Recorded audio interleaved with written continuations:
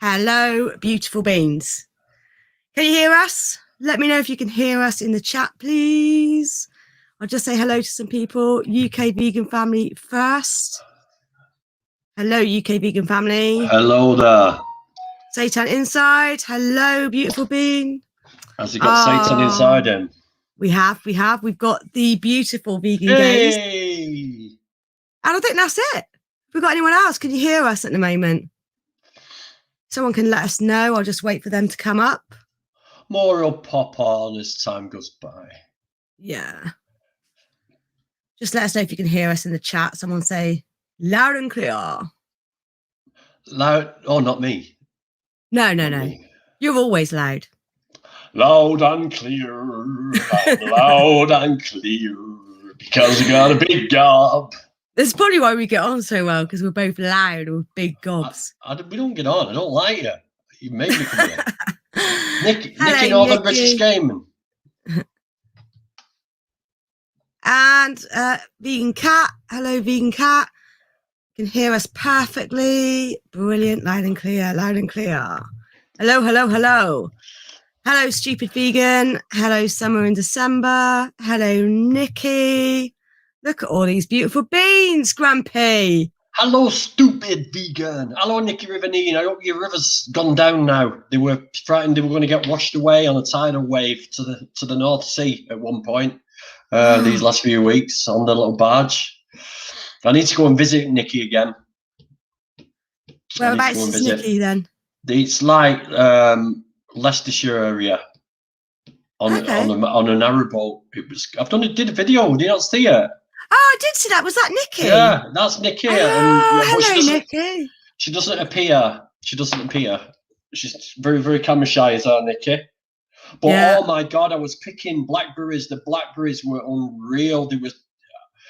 I would try and have a conversation, but I'm like, oh, look at the blackberries. They look brilliant. I've never been that way. Northamptonshire, sorry. Geography wasn't one of my strong points. Wow. So, thanks for coming on, Danny, and agreeing to do this. I've done more lives now in this last couple of days than Vegan Gays. I doubt that, man. I doubt No, I doubt it. No, I doubt it. She did a live every day last week, man. The woman's a machine. She does that many lives. She hasn't got a life. Don't say that. No, I don't mean she hasn't got a life. I mean, she doesn't do any real life anymore because she's always live. That's what I'm saying. I'm not saying she hasn't got a life.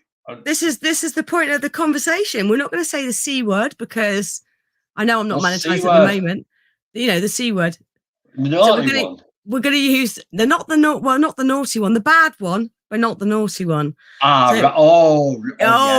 Yeah, because I'm not monetized at the moment, but I don't want to be demonetized. I have got a life. I haven't got a life. So we're here. Hold on a minute. She just said he's dunking on me. How do you know I'm a he? I might change my. Yeah, I might be a they now. Yeah. Don't assume, gays. Don't assume. Yeah. Right. Okay. Sorry. No, that's fine. It's fine. I'm gonna have to get used to this because I've not really. I've joined you on your channel, but I've never had you on my channel before. I don't think. Naughty on other people's channels. Yeah. Sorry, I'll be. But we're talking about lockdown today and the effect it's having on vegans and activists, and the whole world at the moment, especially in the UK. What's this? Vegan Pixie Warrior? Edgelord. I'm the Edgelord. Edge. Because I keep it on the edge. You're a something lord. You're a something lord, that's for sure. So yeah, we're just going to talk about how we're feeling. I've had a real struggle the last couple of weeks. And Danny knows because I've spoken to you about it. And yes. Yeah. I mean, there has been activism I've been doing in lockdown, but my activism of choice is on the street talking to people. And it's hard enough in lockdown not talking to your friends on a regular basis and not seeing them and being able to socialize with them. But I just don't find I'm very good at online activism. And I know that I'm not the only one struggling in the second lockdown. How about you, Daniel? Third. Well, third, yeah, This is the third lockdown. third. So yeah, This is third. the third. Well, I mean, firstly, I want to give a big shout out to a section of our society that I personally think this has hit mentally very, very hard. And it's the teens to 20, 25-year-olds, because their lives have been disrupted way more than ours have, because there's, you know, when you're a teen and when you're young, you like face-to-face contact more than that, obviously, hormones. But it's just, for them, it must be so hard. It's so hard, and they have done so well. The education's fucked up, the universities, the colleges. It's just been so disruptive for them and their lives. And we all know that young men are more likely to commit suicide at ages between 16 and 25. And it must be just a terrible time for them. All right, there's been a few naughty people gone out there and had the raves and everything. But to be honest, if I was like 16, 17, 18 now, I'd be out there going looking for something to do. It must be terrible for them. So all those people out there, all those kids out there, well done. You're handling it really well. And my heart goes out to you. So yeah, Agreed. that's them. Yeah. Agreed. That's them. Definitely. I just want to quick say hello to one of my friends that I am dearly missing doing activism with. I haven't seen Carol for a while. Hello, Carol. I love you so much, sweetheart. I hope that you and Bouncer's her dog, hope that you're both okay. Vegan Gay says, thanks, lad. I say hello to Michael as well. Hello, Michael. UK Vegan Family said, let's see your new tea, Vegan Pixie Warrior. Oh, this t-shirt I think I've worn it on Daryl's video. Let me just excuse my belly. Oh, my headphones came out. There we go. Yes, I went running in that one today. I went running in that one today. It's my favourite. And I got this as well, because I said to Daryl, I want to go out, but it's so cold. I don't want to walk out in a t-shirt. So I thought I got him to make me a hoodie. Oh, wow. I like it. The hoodie. So I wore that out on a walk with my friend Josephine. But yeah, did anybody see it? Did anybody react to it? There's a few people saw it. There's a few people out with their dogs. I went running out with mine today, and I got another one, not from Daryl, but that's where we got the idea for this. My food didn't beg for mercy one was my food doesn't scream, and that gets a lot of reaction as well. They do work t-shirts, they're great. But yeah, personally, I mean, I was telling you earlier, me and the wife were watching something on TV, and it just sort of hit me. And what I was watching on TV was a load of people in a pub crammed in. And I thought, wow, that looks so unfamiliar now. How our lives have changed in this. What are we now? We're only a couple more weeks and it'll be exactly 12 months since the first lockdown. Yeah, because we bought this house. We completed on the 24th of March. And that was like the day after lockdown, and it was my husband's birthday. So my husband's going to have 2 birthdays. His birthday wasn't the 24th of March. I'm not going to give his birthday out, but it was that week. He's going to have 2 birthdays now in lockdown. Carol, I've just put the link to where you can buy these t-shirts on there, so you can find that, and I'll send you a message anyway. Hi, Mooncat. Late again. Mooncat. Late again.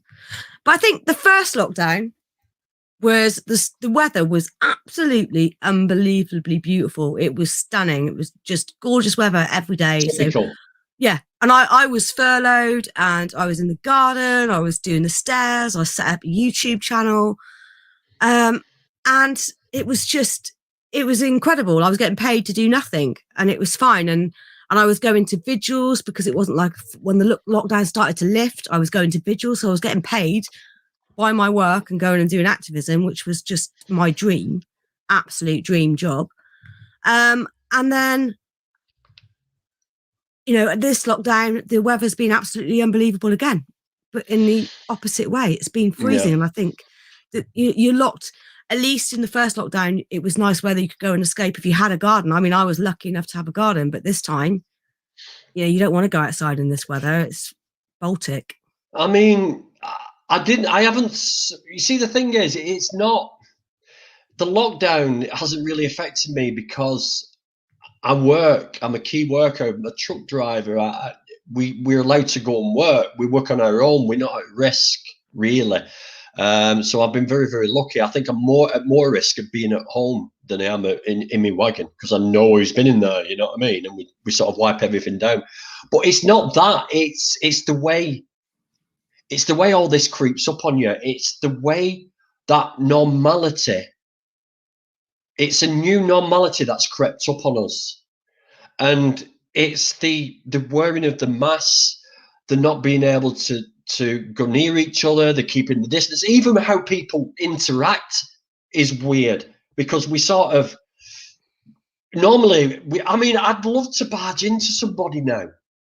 You know, when you're walking down the street, I just want to barge into somebody. You know, when you walk and none of you give way and you bang shoulders. Well, it's just like you said earlier about watching TV and seeing people on the TV. Like every time we see someone hug on the TV, my husband are like, social distance, you know, that they're not being safe. Yeah. It's become the new norm. And I am Carol will tell you, I am the biggest hugger on the planet. Like, I love a hug. And I get comments from people saying they come to my cubes because of my hugs. I love a big, like, I'm only tiny, but I do, you know, proper wraparound. Yeah. And I'm missing that. And I'm lucky because I'm not living on my own and I've got my partner, and I do get hugs and he's great, but I want to hug other people. And I've been, like I said, I've been doing a social distance walk with a friend of mine, another activist, on Saturday afternoons. Yeah. And do you know what, vegan guys? As long as we can at Vegan Camp Out, you will have a hug. I promise. I promise. And what was I saying? I got distracted by vegan gays wanting a hug from me. Put me off. When I hug my missus, I'm seeing her and I can't do it. Yeah. Dan squeezes me. Dan's like a proper bear hug. That's why I call him Bear. Like I squeeze her and then I make a back crack. I mean, when I hear the back crack, I know I've done it right. Yes, that's. I can't wait for that. Now, one thing I will say that has come out of lockdown and all of this that has changed completely everything is, one, doing the YouTube channel, and two, my new YouTube family. So that's UK Vegan Family. It's I'm Easy Vegan, Defender of Animals, and I suppose you, really, as well. And anti-vegan nonsense. But, you know, and you a little bit. You know, those jokes pre-lockdown were funny, but not anymore. They get to me now. They get to me. But you know, see, I love you. I know. We're joking apart, though. It is funny how things slowly dawn on you. I mean, we wanted to see an end of it, and now we're seeing new strains, and they reckon, I mean, God help us if this vaccine doesn't work. I'm going to interrupt you. Yeah, and vegan gays. And also the vegan mooncat as well, and mooncat. And Satan inside. Yeah, of course you. I'm really, really sorry. No, don't have a go at me. It's just because we're in a little chat group on Telegram, and yeah, they really helped me when I was at the start of my channel and gave me a lot of support. And not that you haven't, vegan gays, you have. Sorry. Yeah, she's referring to the group chat that we're in. That's we hold each other up, and it's a nice sort of little space for us all to sort of get our frustrations out, have a whinge and a moan about like vegan mooncat turning up late for her lives and shit like that. You know what I mean? It's just. But there was the other week we were talking. You shared a video of you in your truck. You were doing your job and you drove past a pig truck. And you sent a little clip. No, it wasn't pigs. It was cows, wasn't it? Cows, yeah. Cows. And I just burst into tears. I did a little voice message and I burst into tears. And Danny, Bohemian Bee, or Leora now, messaged me straight away. And Daniela from UK Vegan Family just phoned me up and let me just cry down the phone to her. And I was in the middle of work. And I'd had a bad morning at work as well, because I work in the food industry, so to speak. I'm not going to name the company, but we supply equipment to restaurants, cafes, wherever. And Summers. And Summers. She's lying. And that morning, there was a training session and they were showing how to use the sous vide and they were cooking pork. And I was my camera was turned off and I was muted, but I was just like raging. And then at the end, they were like, any questions for, about today's session? And everyone was like, oh, next time, can you make sure that you do it when we're there? Because that looks really tasty and I want to taste it. And I just like, luckily they couldn't see or hear me, but I started crying because it was just too much. And then straight after that, there's an email about a customer wanting to get a hand blender that could grind up meat.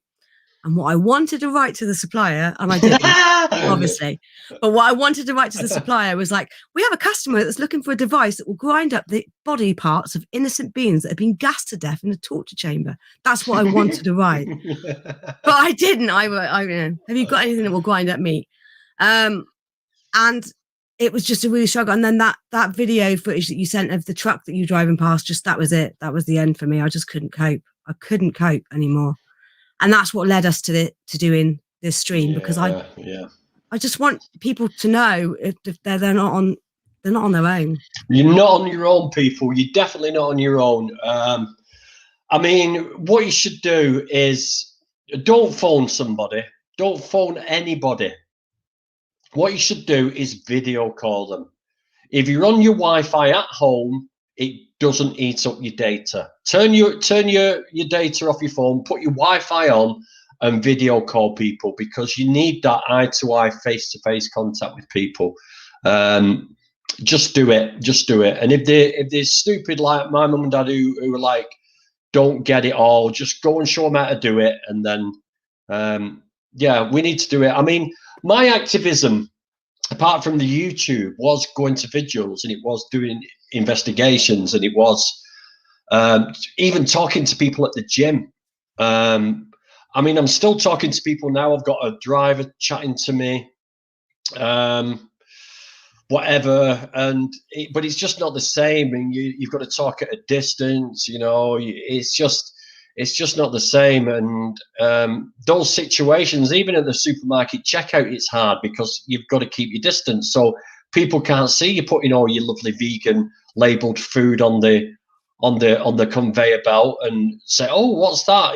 That sparks conversations. So we do miss it, and it is a hard one. But you said, though, there is some silver linings to this cloud, because people have got more time on their hands, and I've been slamming Dominion everywhere.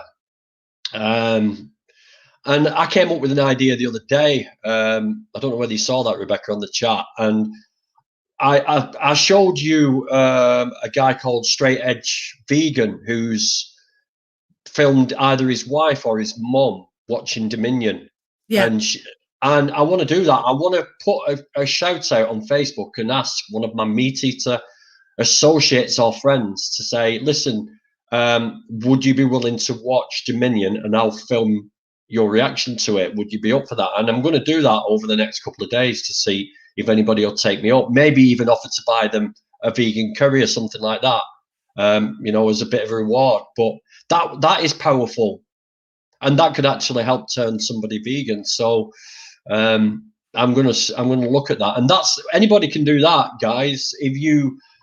That might be an idea for you guys to do, is to, like, somebody in your bubble or someone you can visit and keep at a distance and is not vulnerable, maybe ask them, look, I'll buy you supper, let's watch Dominion, let me film it, and if you do that and you haven't got a platform, send it to me, send it to Rebecca, and we'll bang it on our YouTube.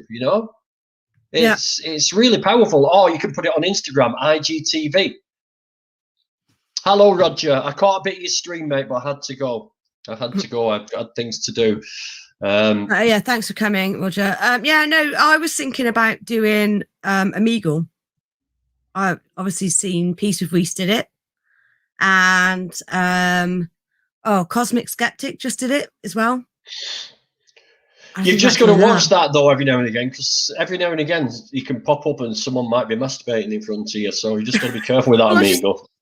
I remember my son showing it me, and it was like, why is there an old guy sort of staring into the camera with no top on, Tyler? It's like, so you just be careful with that shit. I am in my 40s, So don't worry about it. It's nothing I haven't seen before. I'm not talking about you. I'm talking about people out there who are listening to us people and like that. trying People this like that. stuff. Listening. Yeah. Oh, yeah. Just be careful. You Yeah, basically pop onto people's screens and you don't know what they're doing. So just be careful. Be careful on Omegle. But I do. It is something I want to try to practice my outreach again, because it's been so long since I did any bloody outreach. My last Cube of Truth was in October, and then I did a We the Free in December, and that was it. So, hello, Charlotte. But there are other ways of doing activism. But this is the thing. I'm not saying that the only thing to do is to talk to people on the street. There's leafleting, which I've been doing. There's stickering, which I've not been doing because it's Hi, Vegan FTA. Hello, Vegan FTA. Dropping leaflets and stickers in the supermarket shelves and things like that, so you don't have to stick them on things. But yeah, it's the conversation that I'm missing, and I've really, really struggled. And I was worried I was getting upset on doing this live talking about it, because every time I've spoken about it over the last 2 weeks, I've just broke out into tears. But that's why I wanted to invite you on to talk about it, Grumpy, because you did a video a few months ago about how you were struggling with stuff. Yeah. So yeah, it is. I mean, it is a struggle, and I'm an ex-bouncer. I'm an ex-drug dealer. I'm an ex-gang member. I grew up in the rough, tough town of Oldham, getting up to all sorts of mischief because I had nearly no education. You know what I mean? And even I have to admit, in this man-up society that I'm living up here in Oldham, that it gets to you, and bottling it up just sends your mind on a whirlpool of emotion, and bottling it up just makes it worse. And I've broken down. I've sat in silence for hours on end, staring out the window, and it does affect everybody. And there's nobody out there who cannot say that this lockdown is not affecting them in one way or another. I mean, I've always been a master of masking. They say the tears of a clown. You know what I mean? It's like the happy face is painted on, but inside they're like crying out. And that's what I feel like sometimes. Is I feel like I've always got to put on this happy, jolly face for everybody. Oh yes, Roger. Yeah, the British. Yeah. I had to go, mate. I'm really sorry. I did want to hear your response on that. But this is someone I really miss doing outreach with. I mean, I miss all my activism friends. I really, really do.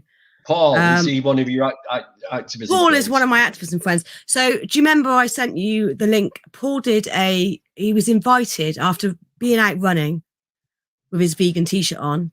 83-year-old Paul was stopped by a member of the public. Turns out they work for BBC Radio, and they invited him on to talk about his running and his exercise and his push-ups and his pull-ups. He's 83 and he's running? Yeah. No way. Yeah. How? Because he's vegan, mate. Oh, we never mentioned that. But anyway, they invited him on because he had his vegan runner's top while he was running.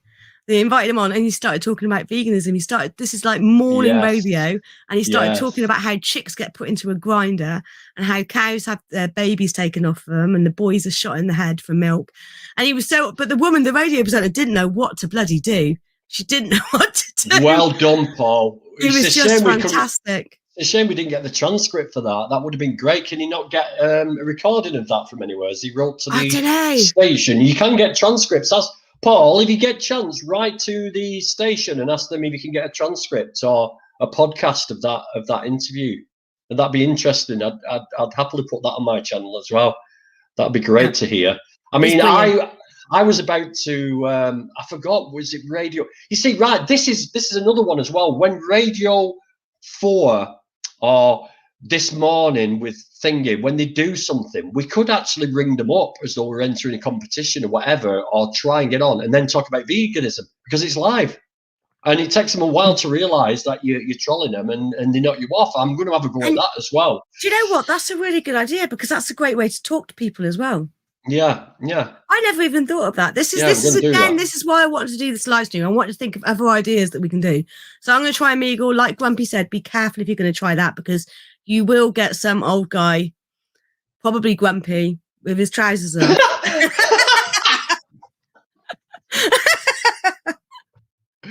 You've only caught me twice. Oh, do you know what? Once I caught you was enough, to be honest.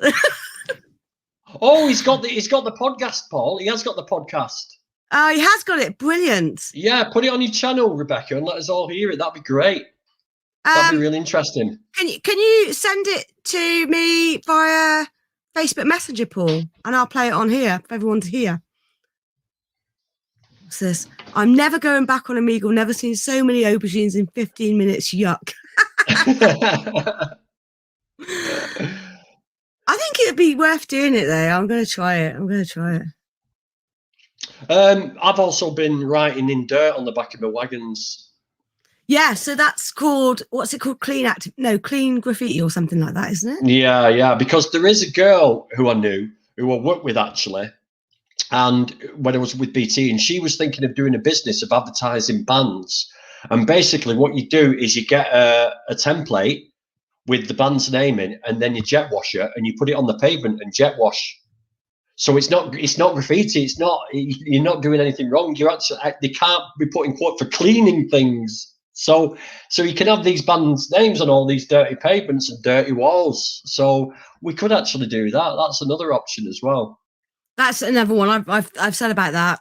So I've heard about that even, but I haven't done it yet. I've been so paranoid about leaving the house. It's like I haven't run since Christmas, and I've put on a lot of weight because of it. Like all that winter feeding. Just gonna see if Paul sent me this message, and then I can play his little radio clip, and everyone can have a listen to how absolutely awesome this man is. Like, so is anybody out there? I've got anything to share with us? How has your life been these last 12 months? Yeah, what are your feelings on this? You can join the stream if you want to. So I'll just pop that there in the chat. Come on board. Come on. Come and sit between me and Pixie. Are you on that side or that side? Are you on that side. Yeah. Come between me and her. Come between us. Oh, he's still looking for it. No worries, Paul. No rush. We've got time. Look under the settee. Look under the cushions. It usually falls down behind the cushions, mate. That's where it might be. But yeah, if you want to come on and chat about how you've been coping in lockdown and what you've been doing to stay busy. Or people you know, or I mean, like, it's really pissed me off, Paul, being 83 and still running, because my dad's just gone at 86 and he's not even walking. He's like sat in his chair most of the time now, falling in and out of slumber. So yeah, and that's another thing with my parents. I've not been able to go and interact with them, but I can, but it's like, I mean, can you imagine how that would make me feel if after I went, they contracted it and something happened? I would never be able to live with myself. No. And that's the thing. Like Dan's my husband's in a bubble with his mum, because sadly his father passed away in October last year, not of COVID, but she's on her own. She spent 50 odd years with this man, and now she's on her own. And so Dan's in a bubble. So I really have to be careful when I see other people, because if I catch something from, and in fact, my friend Josephine, she's in her 60s, so I have to be careful with her anyway. I want to be. She's got CPOD, so I want to look after her and make sure she's okay. And then I don't want to bring something home, give it to Dan, so Dan then takes it to his mum, because that would be absolutely. I'd never forgive myself. So, and I've hardly seen my mum. Hardly. I think I've seen her twice in the last, well, maybe 3 times. So I've got the link from Paul. If I just pause it. So, Paul, is it set at the right place? Or Roger 8 says the VIP Vegan Information Project have managed to do 3 plant-based cheese giveaways during lockdown, so not everything on the street is ended. No, it hasn't, Roger. No, not at all. No, it hasn't. I mean, I've been, like, I was doing stuff when it was lifted a little bit from July until October, and then one event in December, and that's it. See, it's not the fact that we can't. Let's listen to this. I don't think I included the sound. Let me just stop sharing and do it again. There's that button you got to press, isn't there? Share audio. That's the one. Don't want to do that again like I did with bloody Mary's video. Paul says 1 hour 37 minutes. 1 hour 37. Can you see that, Grumpy? Yes, I can see that. There. Okay. Try there. Bringing a risk of flooding in places. A mild day with brisk southerly winds. Not necessarily the day, Lawrence, for going out and planting tulips this afternoon. I think I'd probably say temperatures of 12 degrees Celsius. That's 54 degrees Fahrenheit. Some heavy rain for most of the evening, heightening the risk of flooding in places. And then tomorrow morning, starting off with some patchy clouds, some scattered showers. The afternoon, though, it gets a little bit better, largely dry. And David, their son as well. One's in front of that then. Number one, which one? Question number 3. Gonna unmute us both. Can you remember where it was, Paul? I can't remember where. It's not 137. We'll just wait for Paul to come back. I'll share the link again if anyone else wants to come and join us and talk about how they've been getting on. I do get lots of questions from co-workers, says Helen Hawley, and it's alarming at how much they don't know about their food and what they are eating. Quite correct. It is alarming, but that's the normality. That's the normality. This is what we're trying to get across to people. Is I don't like saying the word educate. I like to say reveal to people. Yeah. Because we're not educating anybody. Well, I think it is education. I kind of agree with Ronnie Lee on that. It is about education. Yes, I feel like I've been educated. But I know what you mean. I don't like the word. Oh, look who's this pretty face. Hello. Oh my God, Vegan Gaze is live for a change. I know, I don't come on here a lot, so it's mate, this is my 4th one in like 48 hours, so I've got nothing to sort of shout out about. You've been busy. Yeah, it's quite a bit. Sorry, I'm going to see if this is no. I'm going to see if this is Paul's bit, and then we'll. Paul, it's not there either. So we'll continue. I'll stop sharing the screen for a minute, and then when Paul finds it, he can let me know. So how have you been coping with lockdown, Vegan Gaze? It's actually all right. I have no sense of self-discipline, so I kind of need to be forced to be able to so I've just been making use of it, just been thinking, right, well, this is hopefully never going to happen again where I have to be inside. So I mean, I do work as well because I work in a hospital, but I've been trying to work on my content and stuff, so I haven't been going there as much. But yeah, I could still technically go every single day, and but obviously it's a bit different there than it was beforehand. So yeah. What do you think about my comment about the teens and the young? I mean, not everybody can occupy the time, and there's only so much Call of Duty you can play for these young lads, and there's only so much you can do on video chat with people. So what do you think about the comment about that? I think it's really tough for the younger ones. It's dangerous for the older ones, but I think mentally I can see it being really tough thinking back. Yeah, I mean, I'm in that category that you said to 25. So, I can relate. This is kind of just about, I'm about to leave it. Oh my God. Oh, don't remind me. But no, yeah, I think a lot of young people's self-worth is in that of other people, and they haven't really found themselves. So they can't really be comfortable in their own company. So being forced to be in your own company, not really having a goal in mind, I think has been a lot for, I've seen some people not dealing very well with it, for sure. But I mean, there's been a lot of raves around here. There's been at least 3. I think one of our raves sort of hit the news, and I weren't like, everyone was like, oh, like, look at them, look at what they're doing, it's disgusting. And I'm like thinking, no, it's fucking natural. What do you want teenagers to do? That's what teenagers are going to do. You're not gonna, I wouldn't do it. I'd be out coughing over everybody, me, if I was a teen now. It'd be like, anarchist, But it's a tough time. It's really I'm not surprised that you said that at all, Danny. Social responsibility comes with maturity, and I don't think everybody's quite equipped when they're young to understand their how they affect others, and so. Exactly, and that's what it is, and that's what it's all about. You think you're invincible when you're younger as well, and of course, like, I'm still invincible. It's never gonna happen. You're Peter Pan, aren't you? On the Peter Pan of veganism. This one's ridiculous. I'm telling you. What's the guy who gets young Benjamin Button? Look, my hair's growing back. It's growing back. It's nearly there. Look, I'll have a fringe soon. You'll have a fringe. You'll have a comb over.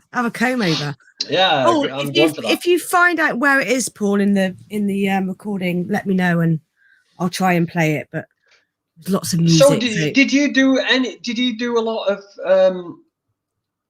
outside activism, Ellie?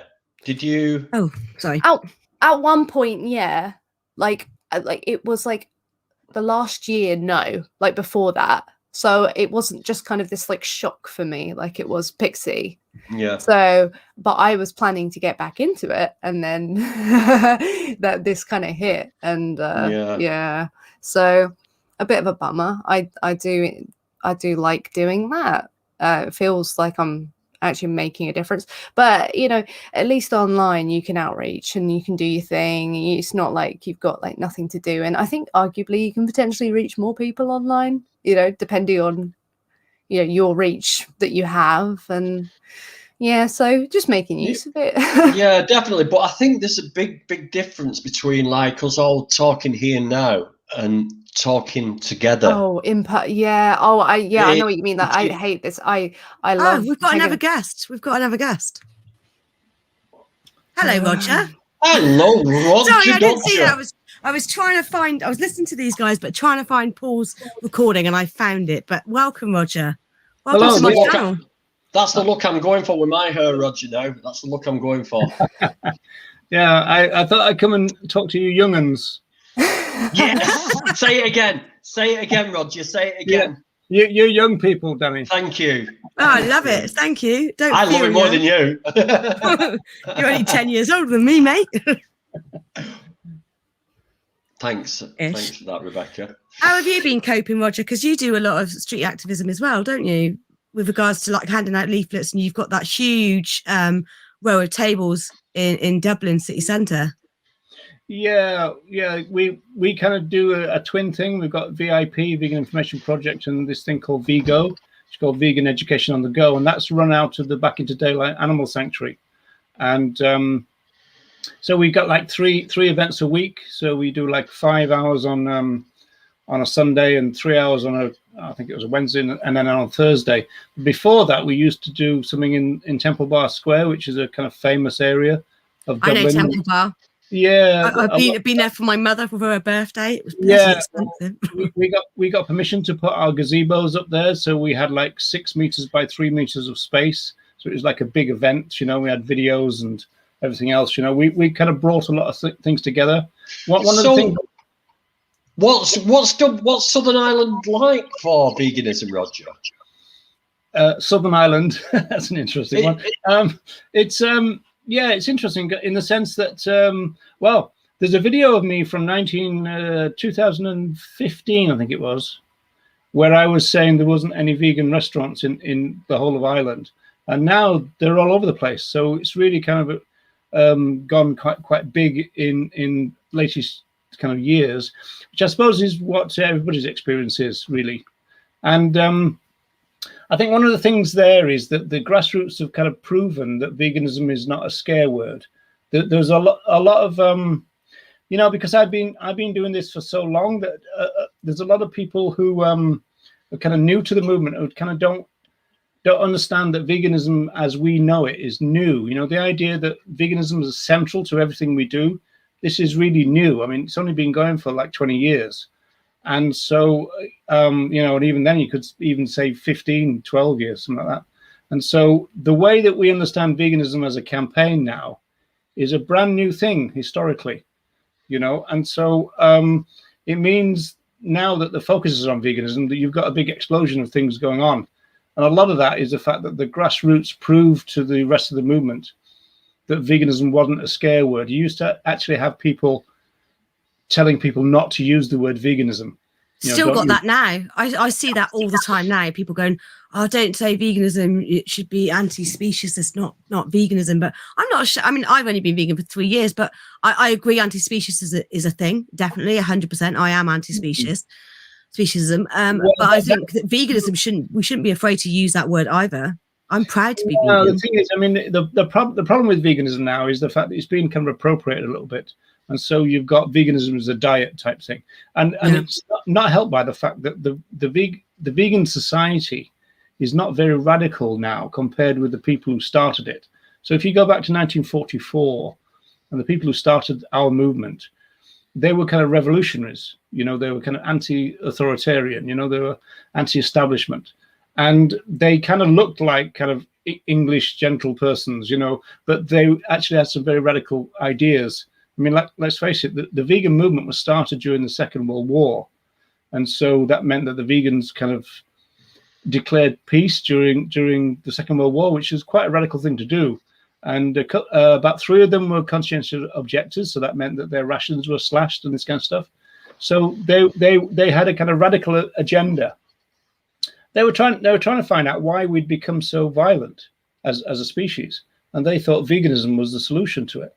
They thought that veganism was part of the moral evolution of humanity. So they thought that veganism could save humanity. The problem now is that a lot of people think of veganism as diet. So I think a lot of people have moved to anti-speciesism, this kind of idea, in order to get away from the confusion that there is a little bit now in terms of what veganism means. But if we look at what it meant when it was started, then it was anti-speciesist, it was liberation, it was, I mean, they even said things like, you know, we're not welfare, we're liberation, this kind of stuff. So the radical idea. And I kind of try to work to recapture that early radicalism, which is kind of a lot. I mean, if you look at the kind of definition that everybody uses, you know, that definition is from 1979 to 1988. It's not very radical, but there was more radical definitions before that, you know, and I'm quite keen on trying to re-radicalize the vegan movement, really. Yeah. You like my friend Gawain, he loves using the word radical as well, and like how being a radical is actually a good thing, not a bad thing, and the definition of radicalism. Yeah, I found Paul's bit, so I'm gonna play that so everyone can hear it.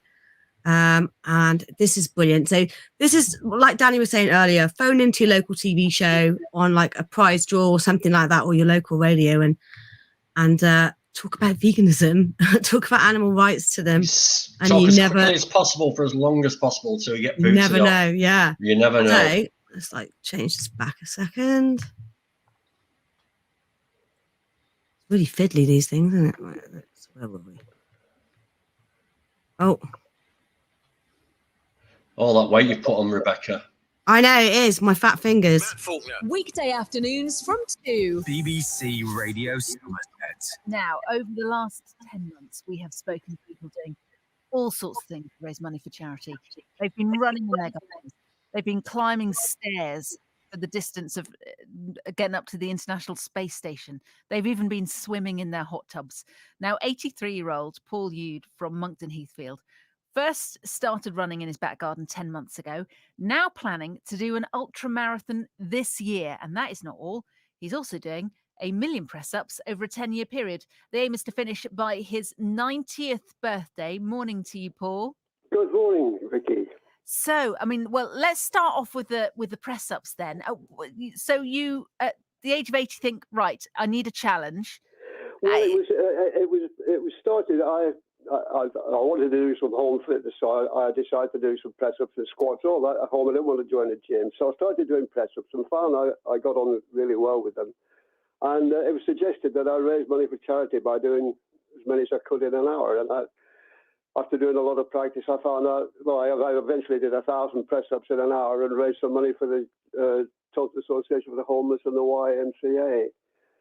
And then I decided I've got that level of fitness, how do I keep it? And I was just coming up to 80, so I thought, I know, I'll challenge myself to do 1 million press-ups before 90. So at the moment I'm doing 10,000 a month, 1,000 every 3 days or so. 1,000 though in an hour is, gosh, that is some going though. Was that Do you just start and keep going, or do you? It actually takes me 40 minutes to do the full set. I do 50 every 2 minutes, and I'm getting better. Yeah. Yeah. I want to do 100 in a minute. That's my challenge at the moment. 100 now? Gosh, I can't even. My brain can't even work out the maths of how quickly you'd need to do those. How many per second? 100 in a minute. Yeah, I can pretty well do it now, but it's just a question of getting a bit closer to the ground. I'm about I don't know, about 4 or 5 inches higher than I want to be. Right. So I'm working on that. Goodness me. And that's just absolutely incredible. And this is not anything you'd ever done before. No, I couldn't do a press up until about my late 70s, and somebody showed me how to do it, and so I just got into it. Well, there's hope for me yet then. There's hope for everybody. I've discovered over the last 10 months that everybody can do more than they think they can. Because I couldn't believe that I'd be running a marathon in 2 months before my 84th birthday, but that's my intention. Well, that is incredible. So you first started running then in your back garden just 10 months ago, and it's not just a marathon, an ultra marathon. So yeah, it's running from Minehead to Dawlish over 2 days. Yeah, it's a weekend. Yeah, in that's July. A pretty hilly terrain as well to be doing it in. Well, we start off by going up Dunkery Beacon. So, but once you get to the top of that, it's all downhill from there. Well, and I always like to think that if you're going, if the getting over the mental bit of, well, you're heading south on the map, so that always makes you feel better than going north on the map. Indeed, it's all downhill. Yeah, but I couldn't. Getting back to my running, I couldn't. I tried to run in my 40s.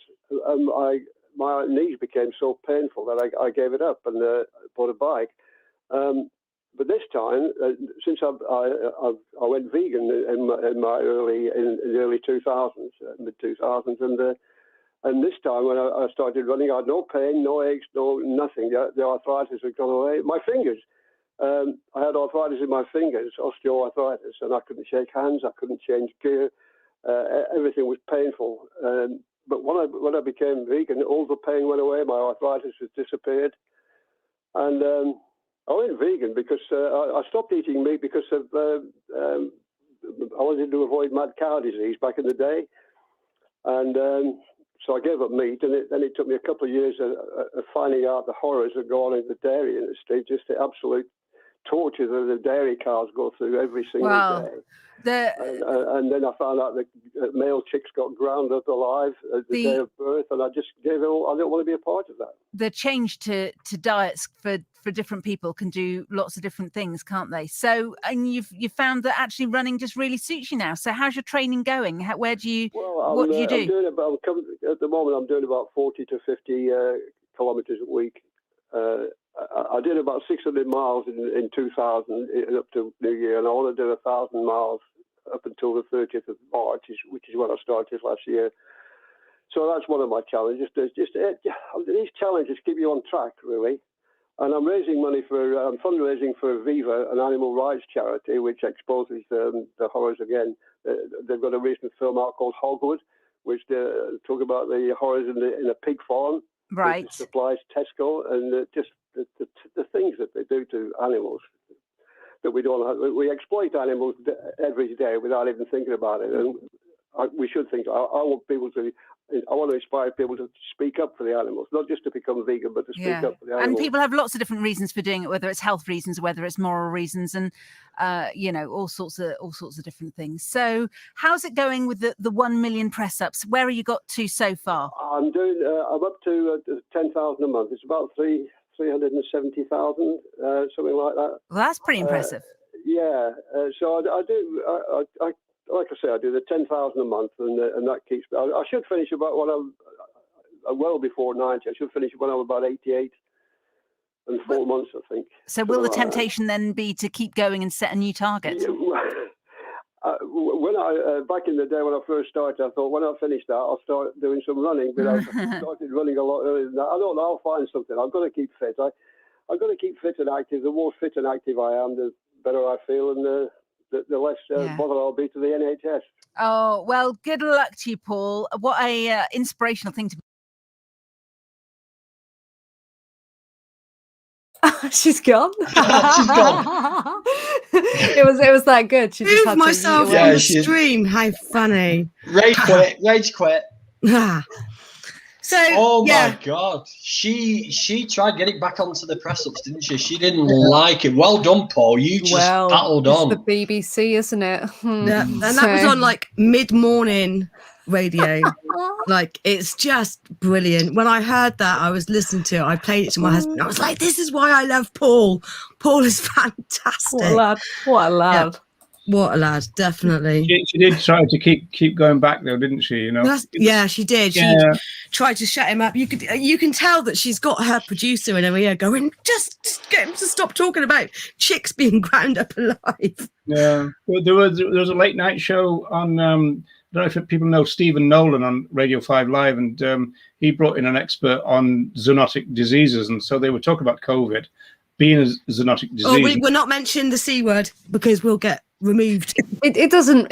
I say it all the time on my channel. It doesn't do anything. It doesn't. Nah. What, you can't even discuss it intellectually, no? No, you can't. Apparently not. Now. Apparently not. That is a nice camera you're using, you two. What the hell? Hello, UK vegan family. Welcome, welcome. Yeah, Carol, she did miserably fail. I bet she was livid afterwards, Helen. Yeah, I bet she was. But yeah, hello, welcome to Daniela and Adam from UK Vegan Family. If you haven't checked them out, go and check out their channel. In fact, I'm sure you know who everyone is because everyone's got much bigger channels than me. But Grumpy, go and subscribe to Grumpy's channel. Definitely subscribe to Vegan Gay. She's like the meme queen. UK Vegan Family have got an amazing project where they're trying to get veganism normalized in school. And then obviously the legend that is Roger from ALF. Go and check out his. He does some really good talks on his channel and really interesting and educational as someone who's a new vegan to learn. Can you definitely go and subscribe to Grumpy Vegan Grandad as well? I mean, I don't know why. Grumpy? You definitely go and subscribe to Vegan Gays. I did say Grumpy, didn't I? Yeah, you said subscribe to Grumpy Vegan Grandad, then you said definitely subscribe to Vegan Gays. She plays favourites. She plays favourites. Well, I'm sorry. I just. Can I say I'm a salad? Salad? Oh, good. And look at UK Vegan Family with all the posh tech now. Can't you tell Adam's spent a bit of money now on all these gadgets and everything? Look at this. Fancy. How have you two been coping in lockdown with doing activism? Because that is the topic of this evening. I just want to make sure everyone's feeling. Yeah. No, it's okay. Don't worry. The first lockdown, we weren't very active. We weren't active before. We sort of did various things, but we never really did any activism. No. The first lockdown, we started doing a lot more online outreach. And then when the first lockdown ended, we did a cube, we did a visual, we watched a minion, we got ourselves educated for like the discussions. Yeah. And now I'm just ready to get out there, and I potentially want to bring something into Worcester and get something started over here. This lockdown, I feel burnt out from online outreach. I've had enough. Your microphone's a bit. Something's wrong with your microphone, Adam. Yeah. It's crackling. It sounds very. It sounds like it's not plugged in properly or something like that. I don't think you're actually going through your microphone. No. Now we are. There you go. That's much better. But you know, I the same, and this is why I wanted to do the stream, because I wanted everyone to see that they're not alone, because I know everyone's feeling this at the moment. It's crap. It's frustration, and we're in this situation because of animal agriculture, so it's even more annoying. So, Roger, can I ask you a question? So what do you see for the future, for the next 12 months? What do you think people should concentrate on to try and use this technology to get messages across? Where do you think we should be directing ourselves towards at this moment? Yeah, well, good question. It's, I mean, obviously, one thing we need to do is the fact that we've got to kind of think about whether we've created a bit of a vegan bubble, and you know, how do we get out of the vegan bubble in terms of there is always that problem. And another thing that we can work on is what Tom Reagan called the revolving door, which is that a lot of vegan, we seem to recruit people, but we don't necessarily retain them. So there's an issue there. And then one thing that the Animal Rights Show are going to do, we're going to start a series of kind of modeling outreach. And the idea then is to, rather than just sit waiting for the whatever we're going to call it, without getting demonetized or whatever, to end, we're going to plan for the future. And so the idea is to start kind of showcasing different types of activism for when we can go back out again. We're really trying to kind of like energize the grassroots. Obviously there's a lot of issues about what's going on now, in terms of what's going on in people's jobs, but also mental health and all this kind of stuff. But we've also got to think about the fact that there's going to be a time when we can go back out on the street, and so it's a question of, well, what do we do? Rather than just waiting for it to be a thing, it's kind of almost like plan for it, I suppose. Yeah, I think workshops are a good thing to do, and learning, and I'm always, like I said, I've only been vegan for 3 years. I've only been active for like 2.5, and I'm always learning. I'm always watching whatever people are doing, and watching your channel, Roger, watching other YouTubers that are out doing street activism and learning what they're saying, because we can always grow and develop, right? Always. Yeah, watching the Grumpy Vegan Grandad channel as well. Don't forget to mention that one. No, yeah. Well, that doesn't really help me. You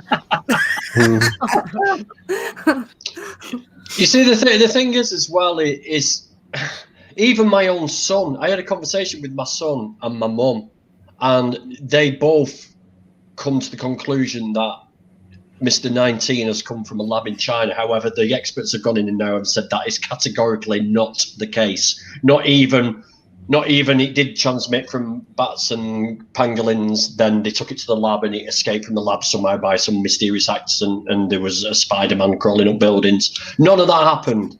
But it's this trying to get this mythology out of where all these sort of diseases come from.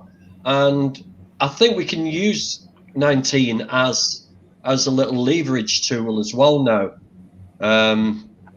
I think it needs to be used in our advantage as well, even though it is a very sort of destructive disease that's causing a lot of problems. But I mean, what a bargaining tool to everybody to say, look, if you stop and look at what we're doing to the animals and realize that all these diseases are coming from animals and causing you to be locked down, especially the younger people, it's a good little leverage tool to get them to start looking at veganism and looking at the abuse and adopting the lifestyle and philosophy. What do you think, UK Vegan Family? We were just having a quick discussion. Sorry, what was the question? No, that's okay.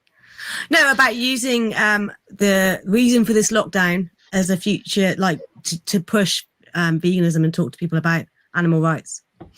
I'm just done with the online stuff now.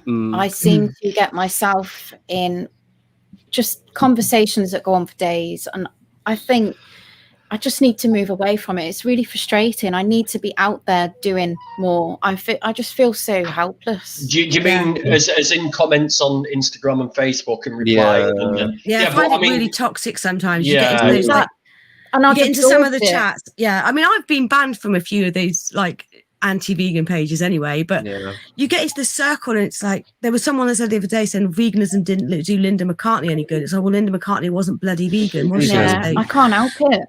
But I can't help it. You have to learn not to bite. You see, the thing is, what happens is, I mean, I've had conversations with people on Facebook, people in my local area, and they've got a lot to say. But when I bump into them in Asda, they haven't got a word to say when they're face to face. It's amazing. And I don't mean that in a vicious way. I mean that they've got a lot to say when they're typing, when they've got time to think about shit. They can think of all sorts, and they can go on Google quick. But as soon as you meet them face to face, different story, different person. And that's what you're dealing with on social media when people are typing. This is why I tell everybody to do face to face. I don't look like a scouser. Don't like, calm down. You can't avoid it when you're face to face. Hi Tracy, how are you doing? Hello, Stacey, sorry, not Tracy. You're still doing activism though, aren't you? You're still out there. Yeah, we have a cube, not this weekend, but next weekend. But I wanted to say to Grumpy about his idea about talking to young people about the pandemic. I just want to say from my perspective, I live next to the college. And during this whole pandemic, they've been having packed yards of parties. They don't care. They don't believe in it. They don't think it's real. They don't think they're young. They don't think they're ever going to die. I don't know if that's effective. And careful, I'm in the group. I'm in that age group. Yeah. No, you're a little. I mean, well, rub it in. Rub it in, you're guys. 24 now. Yeah. So, I mean, most people are out of college by 24, but I'm just saying to all my neighbors, it's been packed house parties the whole entire year. And people playing sports outside. I mean, they don't care. They honestly, and I know when I was that age, I was doing tons of drugs, so I didn't think I was going to ever die. It wasn't until I was almost 30 and I had a bunch of friends die from heroin overdoses and stuff that I realized I better get my shit together. You know what I mean? So these people really, I don't know if you can get through to them with that. It's unfortunate. I mean, I understand where you're coming from, Grumpy, but I just don't know if it'll reach them. Maybe it's a cultural thing with regards to the States and, you know, and the UK. Not that we don't have rebellious youths in the UK. We do. We totally do. And I'm sure our universities are different as well, or college towns and stuff like that. I'm sure that's different. I'm not saying that I'm only putting ideas out there. Sure. Yeah. And that's all I ever do is put ideas out there. Whether I follow them through, whether they will work, we don't know. But I mean, you can't not try things. Yeah, exactly. Yeah, I'm not against it at all. I'm just saying don't get discouraged. If that happens, that's just my perspective. I'm just wanting to let you know my perspective from being around those people. But I just wanted to say about, like, you know, ideas for activism. I'm not really a single issue campaign person, but I do particularly hate the dairy industry. And I have thought about going to the college, and it's hard right now because we're having winter storms and people are in and out of school. Like, not a lot of people going back to the college right now because of what we're going through. But I was hoping by spring to go down and start doing some tabling to do about, do like a Joey Carbstrong thing where I sit and talk about the dairy industry and, at least touch on that. They now have a Burger King in the campus where they sell Impossible Whoppers, which I don't particularly promote, but still it's an alternative. I don't know. I don't mean to ramble here, but I did want to say something, by the way, because I saw this on Jeremy Hess with Roger earlier, and I also saw this on Cosmic Skeptic, him doing the, how do you say it, Omegle? Omegle, yeah. We were talking about that at the start as well. Okay, yeah. I'm sorry I missed that, but I wanted No, sorry, you were working. I wanted to give credit to A Piece with Reese. He did this a long time ago, didn't he do that? Yeah, he did. Like he did it. Yeah, and I even put on Cosmic Skeptic's video. I put in the comments, "Hey, let's give credit to Peace with Reese. He did this before you did." You know? So did you do that as well, Roger? No, I actually saw the Cosmic Skeptic thing, but it was the first time I've seen it. I do know that there's a similar kind of, I do know somebody who's kind of got involved with TikTok lately, and I know Vegan Gaze is in that kind of setup. It's a little bit a weird place to be, but you can be kind of joined by other people, and I think it's a kind of you can put yourself out there to be kind of interacted with, but of course a lot of it is pretty juvenile, and I mean, the thing about the Cosmic Skeptic thing, I think the video that he put out was about 12 minutes long. You kind of tend to wonder how long he was on there to get 12 minutes of stuff that he could put out, because Yeah. Even then, quite a lot of it was abusive, wasn't it? You know, you can stick your veganism up your arse type stuff, you know. So yeah, no, I tried TikTok, and I think when lockdown first started, yeah, it was when the first lockdown started to be eased, and I put some streams on there from my Facebook of a vigil onto TikTok.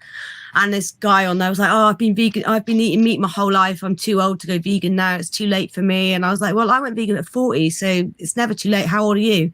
He's like, "I'm 15. I was just like, "Oh." But it's all kids. All the abuse you get from there, it's all kids. So I just came off of there. But I do like, you know, following other people. Like, I love George Martin's posts. I love Ellie's posts on there, and a few others that I found. And Defender of Animals put a post on there recently, and it's got over 100,000 views, I think now, over 100,000.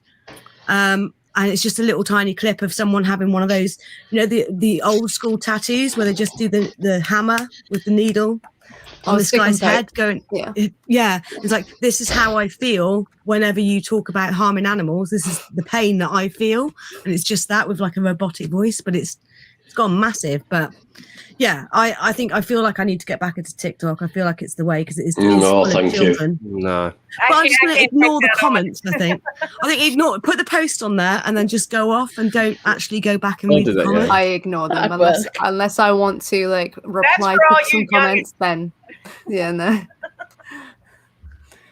Do you get a lot of abuse on there then, Ellie? Oh yeah, I've been told to kill myself so many times. Like, it's all sorts. Oh, you look like you're deteriorating. Like, shut up. Like, go away. It's like it's annoying as well though, because there's a lot of farmers on there. So, like, a lot of farmers on TikTok, isn't there? It's like, oh, well, you apparently spend so much time taking care of your animals. Yeah, here you are talking to a randomer on the internet and giving them abuse. What makes you wonder? It's only because it's something they can do while they're driving the tractor, you know. It's just like it's simple, isn't it? Right. When you drive that tractor, all right. Yeah, I can't read all right. I can't read all right, no. But I can do TikTok and drive a tractor all right. I can, you know. Right. He can do a great accent like that. He can, can't you? Danielle tried doing her own accent and fucked it up the other day. She tried doing her own accent and messed it up. I couldn't believe it. What was I going to say? I was going to say something. What was I going to say? Yeah, I don't know. I've been sort of doing more activism that you can't really talk about, especially over YouTube. Yeah, you can't talk about. Yeah, so that's how I've been dealing with it, really, and you know, stuff like that.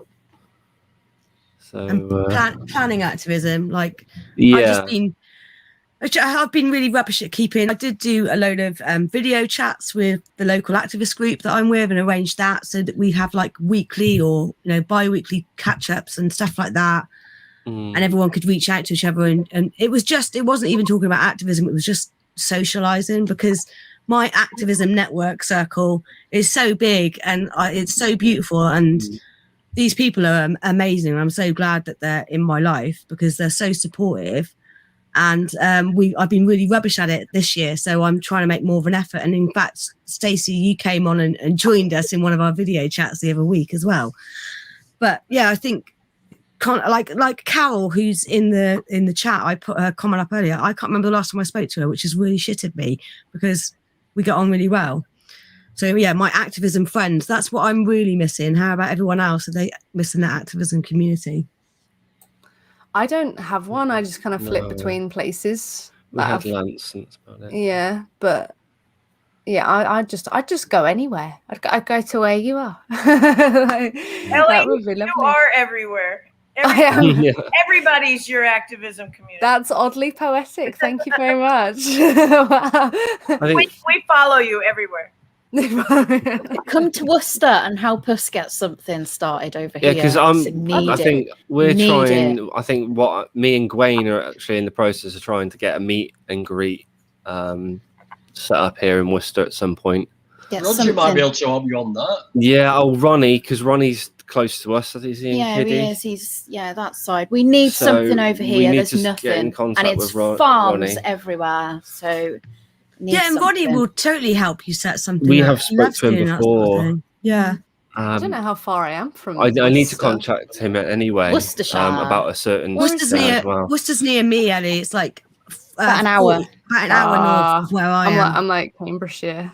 Yeah. You know, it's Ronnie's 70th birthday this Wednesday, folks. So we've got an online kind of party, but unfortunately, it's I think it's sold out, as it were, already. But I mean, Ronnie went vegan in 1972, and that was a pretty long time ago, and 7 years before I did, and so. It's interesting, like when people went vegan before they knew what veganism was, which is quite an interesting thing. Yeah. Yeah, I mean, Ronnie's a real kind of pioneer in that sense, so. Yeah, I loved talking to him the other week about over a month ago now, about how he went vegan, and he's just such a warm guy to talk to. I felt like I'd known him for years. Just got that instant rapport with people, doesn't he? Yeah, I love his partner. He's got a good sense of humor. Yeah, Louise. Yeah, that's right. Yeah, she's so funny. Yeah, do you know we were saying on the show yesterday? Well, the Jeremy and my show yesterday, because we were talking about there was a Chinese student talking about being called "it" by some people who wanted to exploit her, and when Ronnie introduced Louise to Ronnie's father, he called Louise "it" because she had short hair, and he thought that women shouldn't have short hair. So it's quite rare, isn't it, that people get called "it" nowadays. I mean, it's common for other animals, obviously, but it's still prevalent sometimes. When people want to have a go at people, they call them "it." Like to objectify them. Yeah. Yeah. Depersonalization. I've been called "it" in my younger days when I was a death rocker. My mom was in a store with me, and somebody in another aisle didn't know that was my mom, and they said, "What graveyard is that from?" And she turned around and said, "She's from my graveyard." I mean, that is prevalent. Oh, sorry, being. No, I was just going to say that in some parts of the internet, I still get called "it" because, like, lesbianism is witchcraft. So, yeah. I mean, one prime example of it is Silence of the Lambs, when she's in that hole. Oh, God, she's in that Grumpy. hole. Don't mess up my stream, Grumpy. I'm trying not to break it, but yeah, and he's like, it puts it on its skin, it rubs it in, the mass murder in Silence of the Lambs, and he that's the way he deals with how he's going to murder this young girl. He's call her "it" and objectify her, So it's it is a really sort of derogatory term to call a human "it." It really is. But how are we all feeling anyway with regards to be like mentally and emotionally? How are we feeling about lockdown and not being able to advocate? Well, I've just UK vegan family first. I was just going to say, I'm just going to be gone for a second. I'll come back. Sorry. So sorry. I've been struggling. I'll put my hands up. I'm a nurse, so it takes its toll. I see a lot in my job, and I'm seeing other people struggling, and I've been absorbing that as well. And it's just become lonely now. Like it's just there all the time, and I can't wait for it to be over. I just get some normality back. I hope that Vegan Camp Out can go ahead so that I can meet my friends. And it's just awful. It's just so lonely now. I think the first lockdown I was solely on doing like online activism, like debating people, and it was getting really to me, and it was causing me all sorts of mental health problems. And I think this second lockdown now, I've just been sort of primarily focusing it on the animals side. Now I've been going to animals and things like that and helping them, and we've got some local animals and sheep and things, and just going and seeing them. That's how I've been dealing with it. It's just hard. I know I've got our vegan family on our Telegram group, so and this community, that's what keeps us going, isn't it? Work, health issues as well I've got going on at the same time. Yeah. So yeah, it is a struggle. What about you, Roger? Because obviously you've been advocating for the animals longer than any of us all put together, I should think. How are you feeling emotionally about what's going on and not being able to be out as much as you usually are? Well, obviously, you kind of miss the feeling that you're kind of, planting a seed and it's doing some good and stuff. And it's not the same, as Danny said, it's not the same online because people behave differently than they're not as sociable and they're just not as kind online either. And so it is kind of different in that sense. But I've been pretty busy during the lockdown because we've done quite a lot of online stuff. And a bit of writing and various things for Veg Fest and stuff. So it's not really impacted me that much. And also, I'm not a very social person. I've never have been. And going back to that thing about socializing, I used to be in Liverpool, but I used to work a lot with a Manchester group called the NOW, Northern Liberation League. This is about 1982, and they did a lot of social events, and I was against them. I said, let's do the socializing once the other animals are not having their rights violated and all the rest of it. But I realized that I was kind of in the wrong. We are social animals and we need to socialize. So I do understand this thing about. You sound. Luckily, it's not really affected me because, well, I've just got on with that, I suppose. And I'm a bit of a loner anyway, so I've been lucky, I suppose. Yeah. The social aspect for me is not the most important, but it helps because with my non-vegan friends and family, I can't talk about veganism with them because they're just like, shut up now, Rebecca, like a scratch record. But with going to a social event after a vigil or after a cube of truth, which I don't do anymore, but and then speaking to everyone about what we've gone through in that the good conversations we had, negative conversations, and just having that community and being able to talk freely without having to worry about people telling you to shut up. What about you, Trash? How are you feeling emotionally with it all? Well, my emotional stability doesn't have anything to do with my activism right now, but I'm kind of like Roger. I wasn't extremely social anyway. Are you hearing me? Because it sounded weird on my side. We are hearing you. There is a little bit of feedback, but we are hearing you. Okay. I don't know where that feedback's coming from. Hold on. I got everything muted, so that's weird.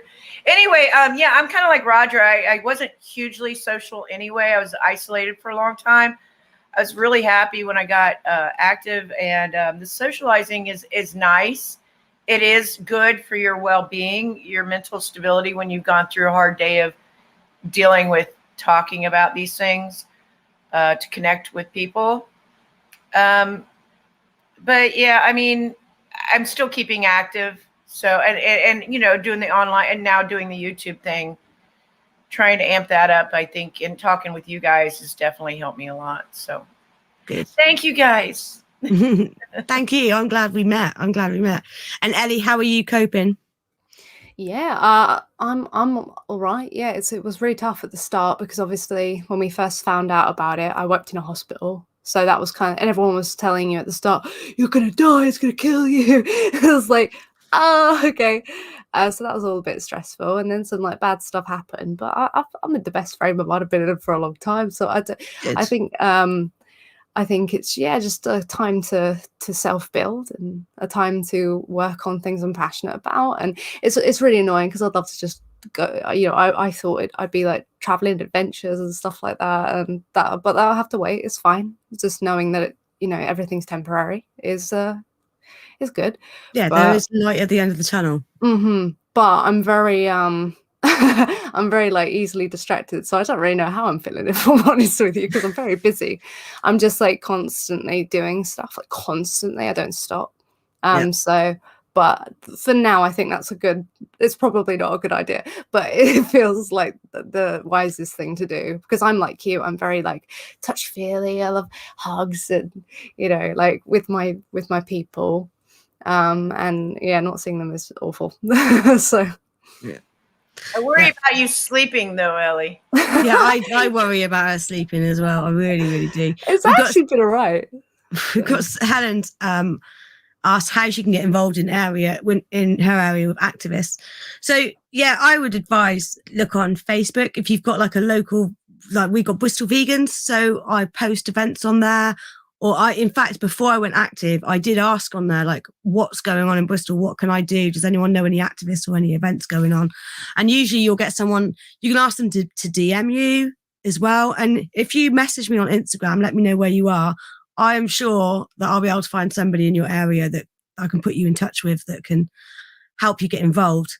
Like, and if I don't know someone directly, I bet one of my friends will know somebody, or I bet Roger or Ronnie will know someone in that area that we can put you in touch with. So yes, just send me a message on Instagram. Definitely. Yeah, it's easy to find groups if you search on Thingy. Can you get Michael Askew's comment up? 0847, Rebecca, and then 0847. Yeah. There we go.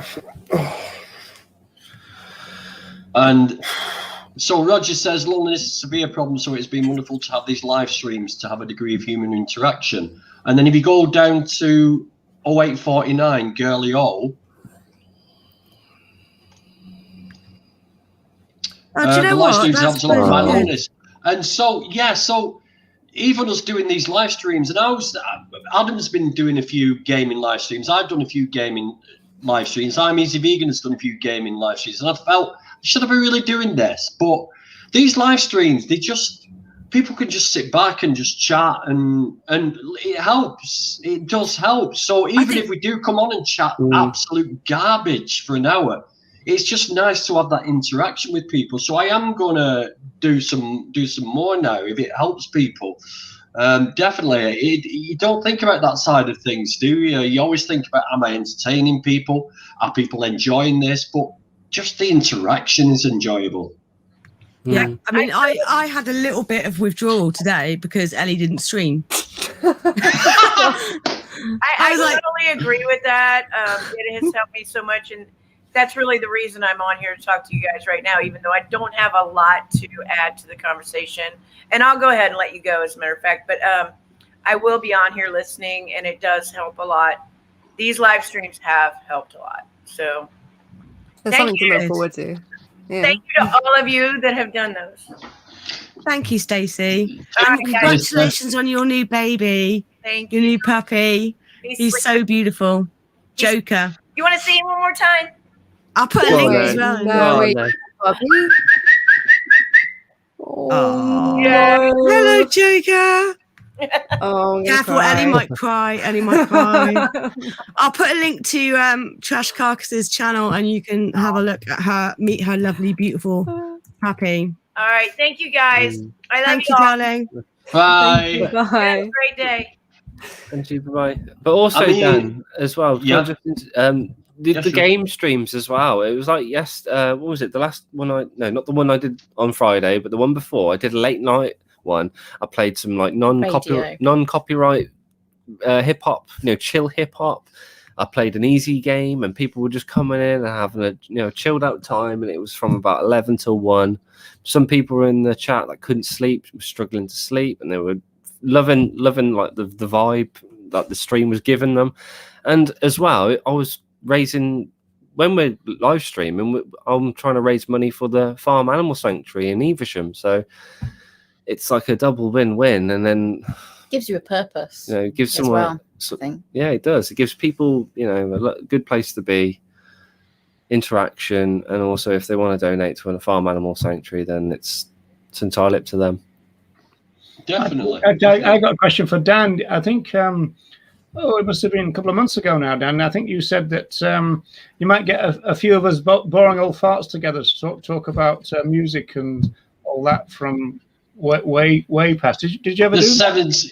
No, should we do that? Should we get a reminiscing stream about the 70s and 80s? And yeah, I think it'll be interesting because we had no internet, we had no mobile phones, there was a lot we didn't have. Yeah, it'll be interesting. The old bastard stream. We'll get Ronnie on. The old farts. Yeah. The old farts. Get Rebecca on. My taste in music is quite old, actually. And mine. Yeah. Most of the music I listened to came out before I was born. So, and I'm in my 40s. So, Well, where did the love of my life go? Where did vegan gays go?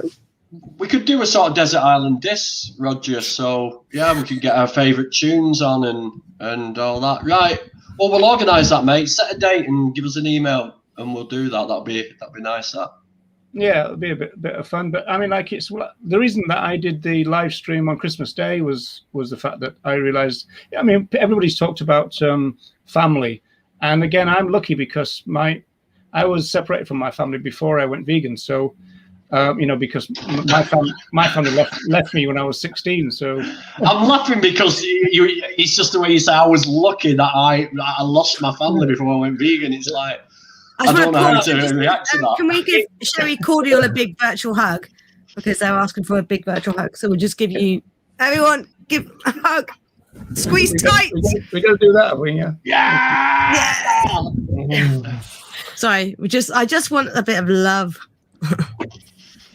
Right, go. Yeah, sorry, go on, Roger. No, it's just that my mother used to be a bingo manager, and she was really successful. So that meant that I kept moving around.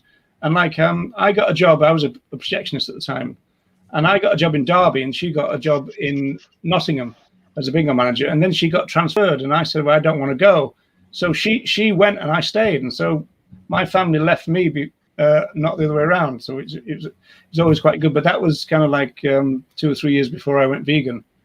And so I never had the family issues, but I do know sociologically what the problem is. Earthling has talked about it. Seb Alex has talked about it. I've got a video about the family. And so I realized that, for Christmas Day in particular, recent vegans can be really suffering. So that's why I did that long thing. I did 7 hours live stream, I think, on Christmas Day. And it'd be good to do those every now and again, I suppose. Yeah, definitely. I mean, we could get Paul Yude on.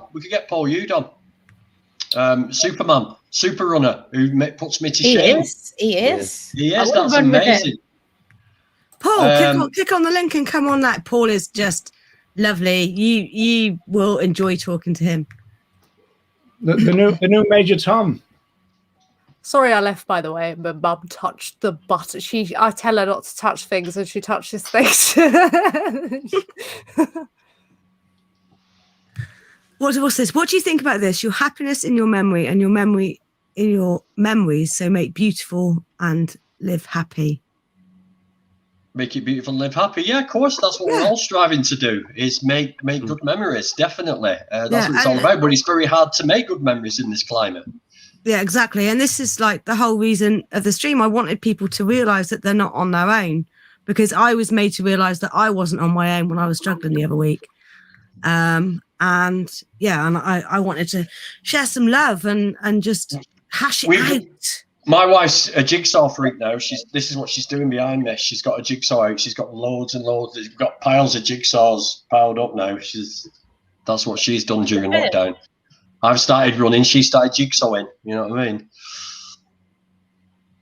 This past Christmas, a very small gathering. You could run along with a big board in front of you doing the jigsaw. That'd be very tricky. It would. Yes, it would. It would distract me from the pain, but definitely very tricky. He can't come on tonight. He's afraid, but thanks for the invite. But will you go on to the old farts talk that Grumpy's going to have, Paul? With Ronnie Lee and and Grumpy Vegan Grandad. I'm trying to organise something with Peace from Reese. Not this Saturday, the Saturday after. Why? Well, keep your nose out. Joking. Keep your nose out. You should know better than to spy on what other YouTubers are doing. It says the man who steals everybody's ideas. I don't steal nothing. It's all original. What do you mean, Adam? Yeah. I'm Easy Vegans told me. Where's your evidence? Where's your evidence? Anecdotal. Thank you very much. Well, I've got a video coming up in a few weeks, and when I first mentioned it, you did a fake thumbnail showing that you were interviewing this person that I was going to be interviewing. I was like, you bastard. Yeah, it's funny. But again, on that note, is that there's nothing wrong with replicating what other YouTubers are doing, because you've got a completely different audience, you know. So if you see a good idea, use it. We're not here to sort of like be secret squirrels from each other. And everyone follows the same thing. I mean, everyone's done a video Yeah. on. I mean, what's his name? James Aspey. Everyone's done a video on.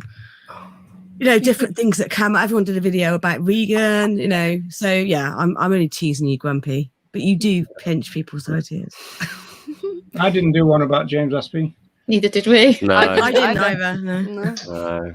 I did an Instagram story on it. You know what I mean? Telling people to donate, to put money into airlines, because that's a really good investment. Airlines at the moment. You know what I mean? And yeah, that's ridiculous. The whole thing is like, we know what you're up to, James. It's so obvious. You know what I mean? It's like, nah, it had to be said, because there's a lot of vulnerable people out there who might have money in the bank because of lockdown and might think, oh, that's a good idea. And then bang, it's the people at the bottom of the heap that will lose the money, not the ones at the top who are trying to get everybody to throw the money his way. It's like, and that's another thing that's happened during lockdown, is a lot of scams going on, a lot of scams. Text messages going through saying, hit this number, you can get the vaccine, press this button, and you know what I mean? It's like, yeah, I've got a few of them. Yeah. The bank, someone's been using your card. It's picking on people when they're at the lowest ebb and at the most vulnerable, I think, as well. There's so many like that. I had a phone call from someone the other day saying that I haven't been paying my taxes and that I'm gonna go to jail and stuff. And I was like, really? I said, I'm employed, so my employer pays my taxes, so bugger off. The vegan Potterhead says I'm a puzzle freak too. Yeah. Well, someone else said to say hello to your wife as well up there. I keep having one from the DVLA as an email. I don't even have a car. No, he doesn't. You don't drive. Well, when I get those phone calls from people saying, have you been in an accident? I always say yeah, and let them put me through to the guy who texts it. And then I tell him a big story about how I crashed into a zoo and a load of penguins come out with shotguns and everything. And they always seem to put the phone down on me before I manage to get to the monkeys. It's just like, I love playing with them. With those conversations, I guess we could talk about veganism. You should record it, Danny, and make a video. I am going to start, yeah. That'd be a good idea. I actually got a mortgage company accepting my wife's earning from a massage parlor as a prostitute. They actually accepted her income for me to get a mortgage, yeah, because I could get receipts from her work. Absolutely ridiculous. So any prostitutes out there, you can get a mortgage, by the way, and open up your own place. Brilliant news. We're supposed to say sex workers nowadays, Dan. Yeah. But I can't remember what I was going to say now. I remember I'd have one call from someone once. It was one of those not prank calls, but scammers. And they're like, how are you today? And I was like, I'm so glad you called. I said, my cat died this morning. I've lost my job. I really need someone to talk to. And then she went, okay, thank you, and then hung up. Cheers then. But yeah, my other friend whistles down because she was getting prank silent calls from someone, obviously, this is years and years ago. And I said to her, whistle down the phone. I bought her a little whistle. So every time she got the silent call, she just whistled. They stopped within about 3 or 4 more calls of her doing that. They didn't do it again. So that's a little trick. If you're getting some silent calls of people, I don't think people do that anymore. They just don't say anything. Whistle down the phone. They don't. Well, you can really screw with their head if you use a silent whistle. Yeah, the one that attracts the dog. Yeah. What's that? The best scam is when someone calls you up saying something's wrong with the windows, tell them there's nothing wrong, and you had double glazing put in last week. It drives them mad. Level joy underneath. God. Oh, where's it gone? I sent them a copyright contract. Brilliant, Level Joy. Oh, hello, Level Joy. I didn't see you join the chat. When did you join? I would have pulled you up earlier. I think she's been in a while, to be honest. Oh, well, check out her channel, guys. If you haven't been onto her channel, check it out because it's brilliant. I'm going to share it. Nobody's ever threatened to release my nudes, so. Yeah, not me. I don't feel very loved. Well, I've got some dinner cooling on my thing, so I'm going to have to say goodbye, folks. So. Oh, thank you so much for coming on, though, Roger. It's really good to chat to you. Yeah, we must do an interview, and Dan, let's do that boring old fart thing. Yeah. Yeah, a couple of weeks. Yeah. Do you want me to put my email in the chat for you and send me an email, and then we can exchange details? Yeah. Okay. Or you can send it on Facebook Messenger if you like. Yes, I'll do that. Yeah.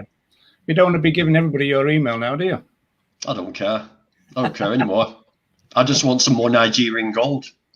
Yeah.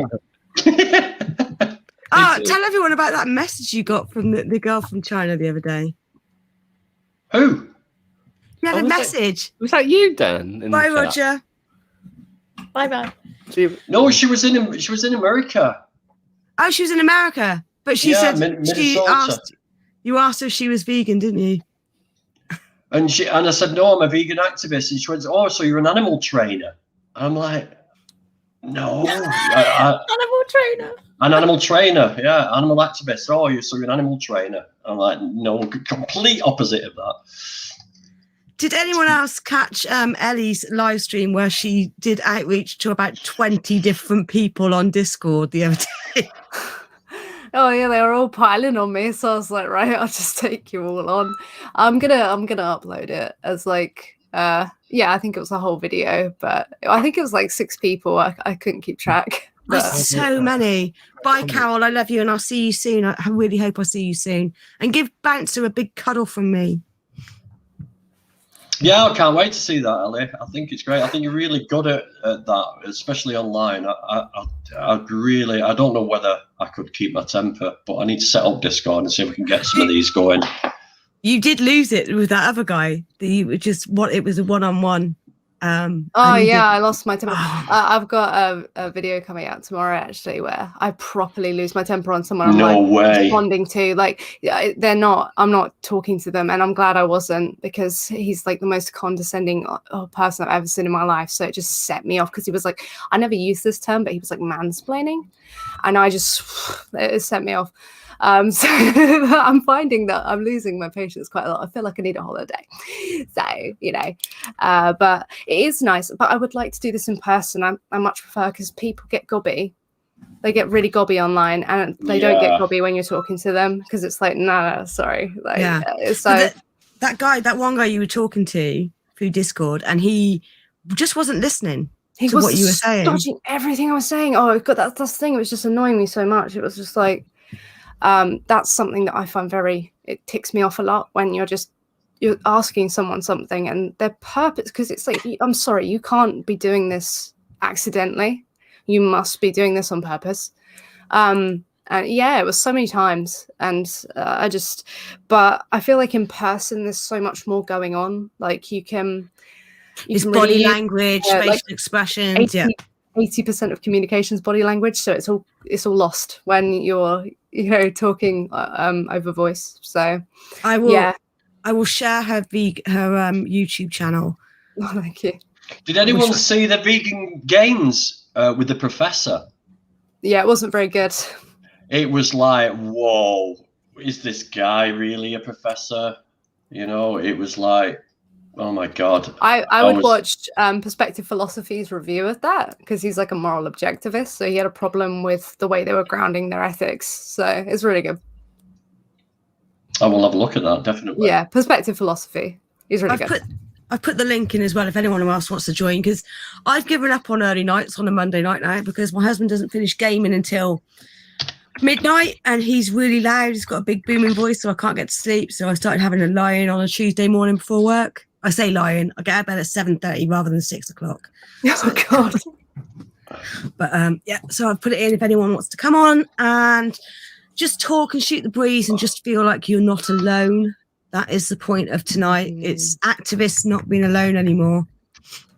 I will go soon, by the way, because I did hear my spring rolls ding ding, but I'll stay on for a bit. Spring rolls are my favourite thing in the world.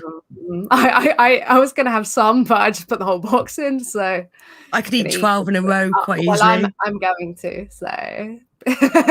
My husband has hash browns of his. He can't say no to hash browns. He'll just eat them. Yeah, and I'm spring rolls. They're really good. Yeah. Yeah, I've got some Aldi forest fruits, like ice creams in the fridge waiting for me now. You know, like the chocolate ice cream. So I can't wait to dive into that. So I've tried all. No, don't mention that. It makes me feel sick just thinking about it. It makes my eye ache. It makes my eye ache. John's for tea. That's what we had. Still got Papa John's in the kitchen. Naughty. Yeah, we were naughty. It was Gwen, and we ordered. Yeah, I tried the butternut squash base on the pizza. It was actually quite nice. Yeah. Was it? Yeah, it was really nice.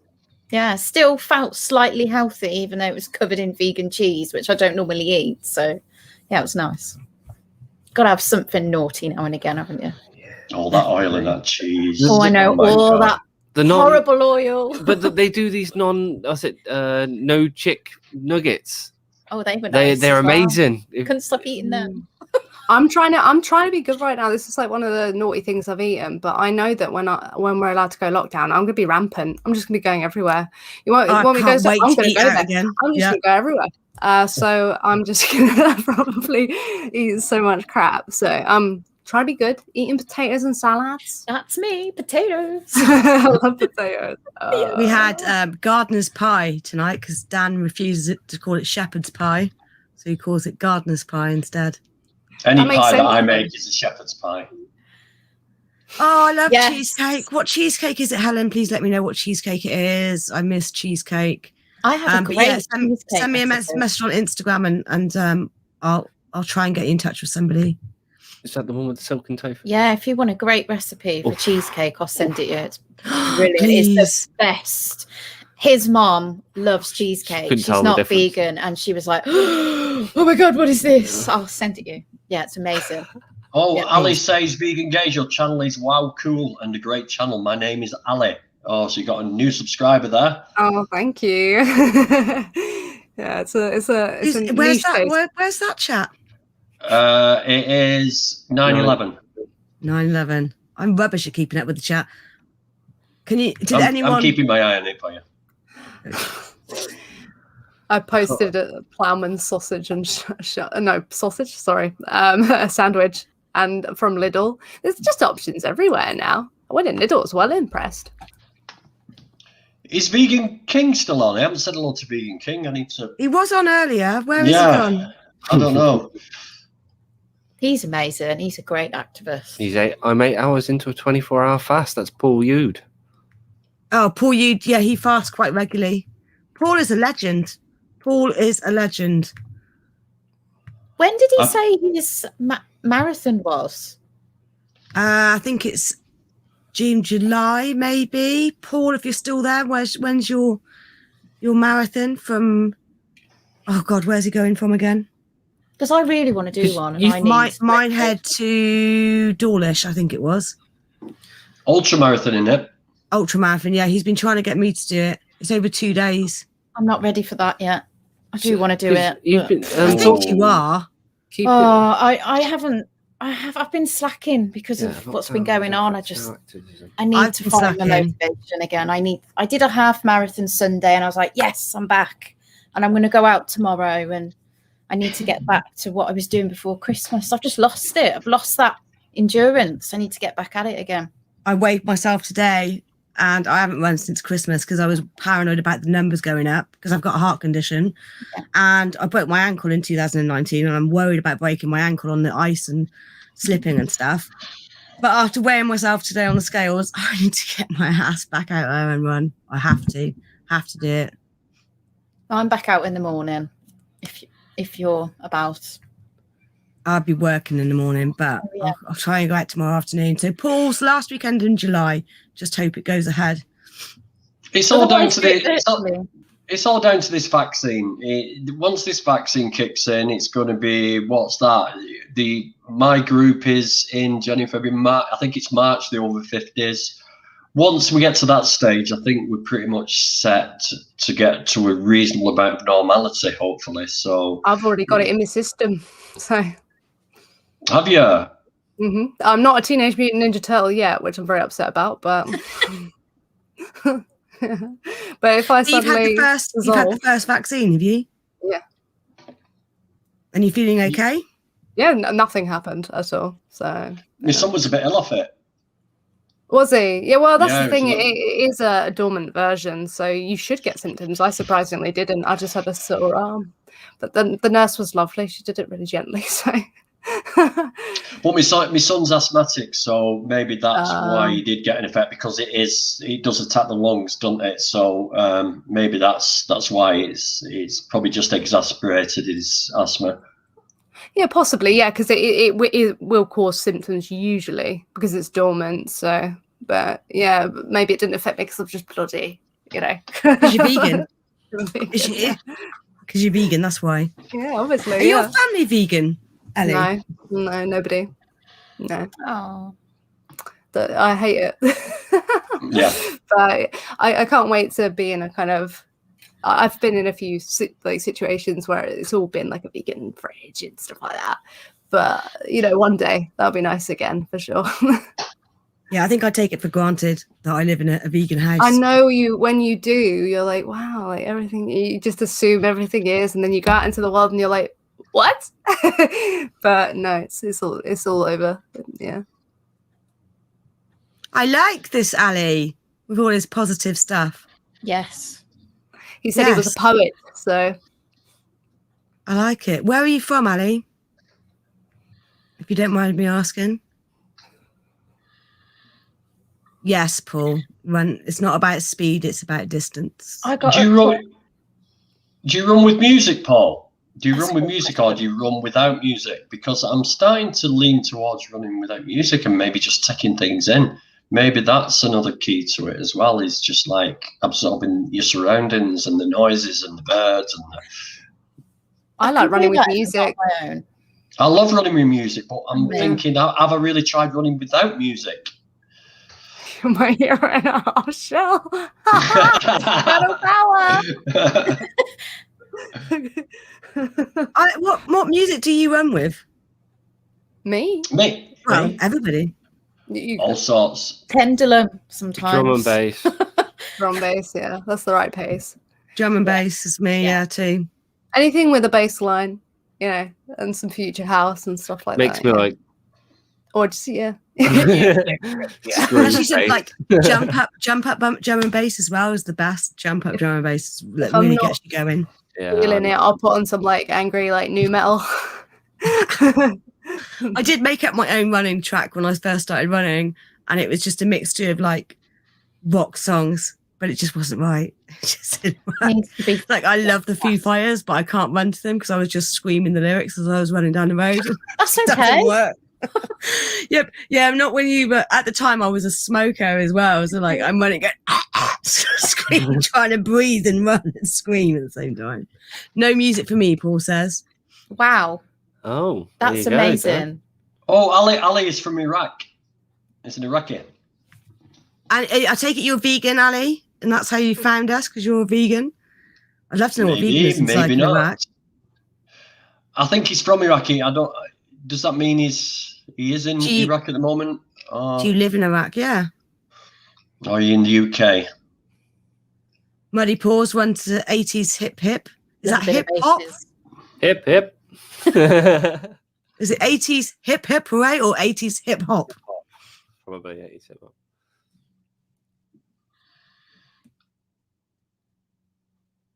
I think that's a bit of a heavy question, Andrew. I'm gonna yeah, hide it's that question. Why ask that question? I can only block her or put her in timeout. No, she's gay. That's why she's asking. Yeah. Okay. Who, Andrea? Yeah. Andrea is one of Vegan Gaze's regulars. Yeah, one of my regulars. Yeah, for a folk stage. I love folk music. You're going for a folk stage with your guitar playing at the moment, Adam. Yeah, I am. Well, I flip flop around from sort of really dirty drum and bass to like Ben Howard, and then I have like a little chill zone. I'm either like hardcore, dirty and dark, grinding drum and bass, or it's like Nick Drake. Yeah, complete polar opposite. Well, I hope you're all going to enjoy my music video when it drops on Friday with the Raytons, who would sound like the Arctic Monkeys from Sheffield. Ooh. Yeah, so I'm exciting. the star of the video. So that drops on Friday. That'll be everywhere, because I'll be dropping it everywhere. But yeah, looking forward to that. Laugh scares me. When you go, We've got a new person. Shall I let him in? Shall I? Go on. I was going to say, oh, He can't resist. I was going He to say just cannot resist. I've been using the time to write music, basically, as well, this lockdown. I have as well. To Yeah. deal with my head, and keep me active and all that. I've been doing that. When's your music going to be coming out then, both of you? When are you going to be showcasing it on your channels? Well, I could play it now for you if you really wanted. Go on, why not? Put stuff. Cheer everyone up. Well, let's introduce Mooncat. Sorry. Welcome, the vegan Mooncat. I'm really sorry I ignored you. We don't care about Mooncat, really. We care about Jerry. No, don't. Oh, your sound is really quiet. Another one with the microphone switched off. Have I got? Is this microphone working? No. Different one. All right, let me get a different microphone going then. Do you have to? I don't fancy where there's multiple microphones in. Yeah. Money to burn. Money to burn. Gracious. How about? Say that again. What? How about now? That's much better. Let's speak louder. Oh, Rebecca, do you not know a wind-up when one starts? Yeah, but I'm rubbish at that sort of thing. The only person I'm good at winding up is you and Aaron. That's it. No, GVG's an absolute dick to me. I mean, I'm already thinking of taking this. I know we're in lockdown, but can you take a restraining order against somebody from a distance? I mean, it's got to be possible. I hope so. There's so many people. I'm just going to start. I'd have one against you. Mark, do you know something? You're about as welcome as a turd in a swimming pool. Right.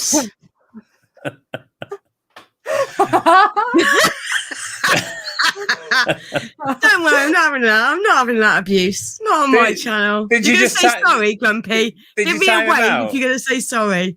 Okay, are you saying sorry? I'll put him back in. Sorry. I love it. Anyway, you'd be lucky to get to a bloody swimming pool unless it's a private one. I'd love to go swimming. That was the plan last year. This is my problem. Okay, I said last year, this was my mistake. I said I have a feeling it's going to be a really good year, and I think that might have done it. So I'm really sorry about that. Do you know something? Thanks, Ellie. I said it's going to be the year for veganism. I said last year when we went into 2020. I hadn't missed swimming until Ellie swimming. just mentioned swimming. Then it's like, wow, there's something else I've missed, and it's like I've forgotten what I used to do. It's just wow. Sometimes I used to get a wash. Yeah, no hobbies are allowed. No, what have you done Jerry now? show. No. Here he is. Oh my no. Oh no. Look, VG has a tiny tail. Everything's tiny. Oh, you're so lovely. I was listening to the radio today and they were talking about free swimming because I spent like 15 years in Devon. So I did a lot of swimming in the sea. And living in Bristol, I don't do any. I think about doing some free swimming at the moment. I can't swim. Can't you? No, I don't do water. I'm terrified of water. No. I didn't learn to swim till I was 9 years old. I didn't learn to swim till I was about 5 years ago. Wow. Because when I was at school, I don't want to name the school, but they were shocking, and they sent us off for the weekly swimming thing. And the guy was too busy chatting at the women. You know, the guy who's supposed to look after the kids, and I drowned.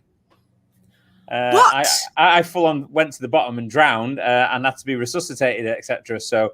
Oh my God. So I was a little bit fearful of water, to say the least. So I had to learn in a children's swimming pool that I could stand up in. I've kicked him out again because he was laughing at you.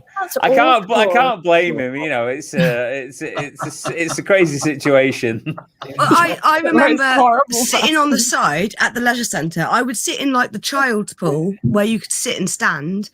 So I wouldn't go under, but I didn't. I'm going to get him out. He needs timing out.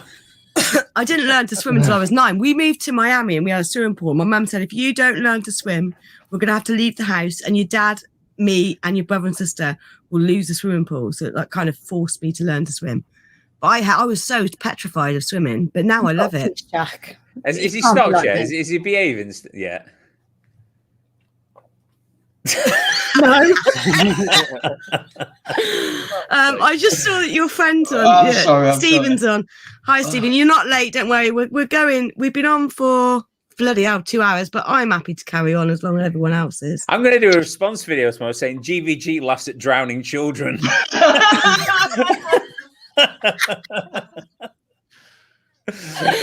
Is he really vegan? Oh God, stop it. I've got that. I don't know what it is. It's just stuff like that. I laugh at funerals. It's just, oh man, it's just, I just can't help it. Sorry, mate. It's just, I don't know what I laughed at Live Aid. It was just, I can't help it. You laughed at Live Aid? I think it's, I don't know. Can you it's like a time me out mechanism. Again? Time me out again. No, I'm not timing you out. You're just making yourself look like a dick, so I'll keep you in. I'm actually going to drop off in a minute anyway because I'm getting very, very hungry and I need to think. But Stephen's doing so well.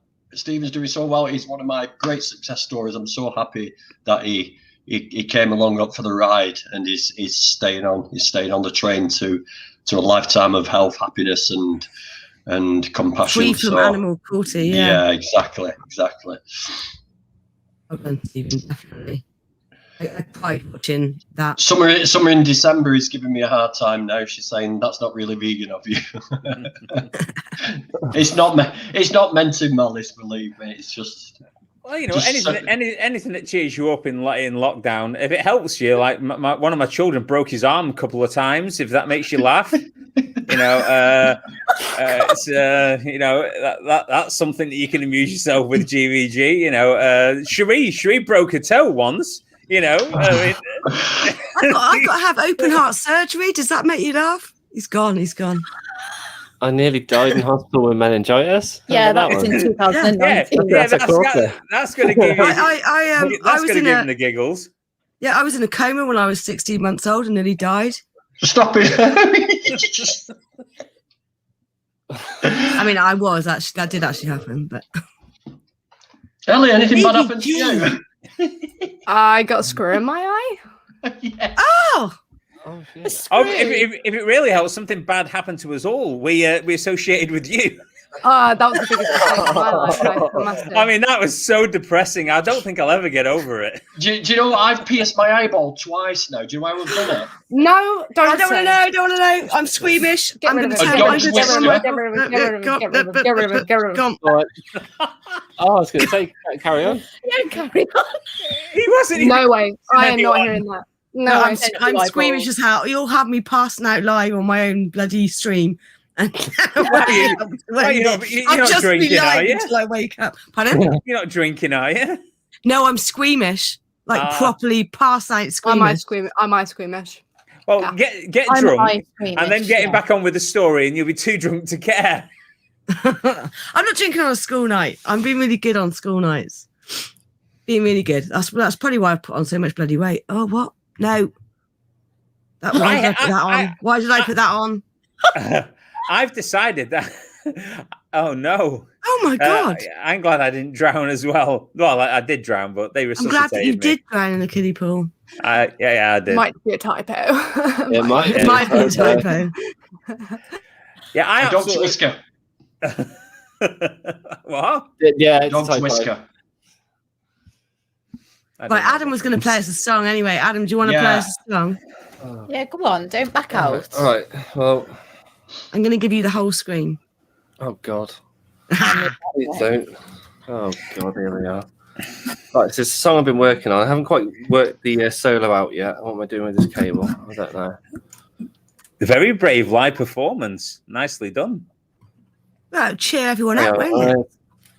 Do something with this cable. Hang on.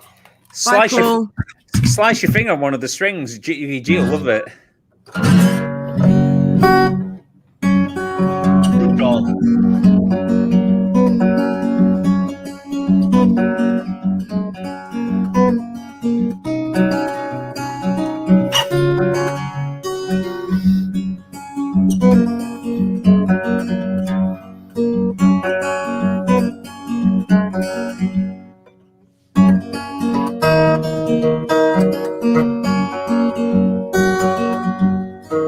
And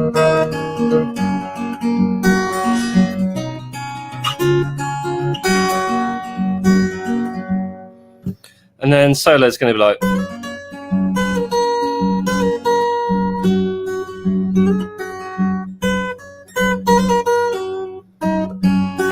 Or something like that. I don't know what I'm going to do with it.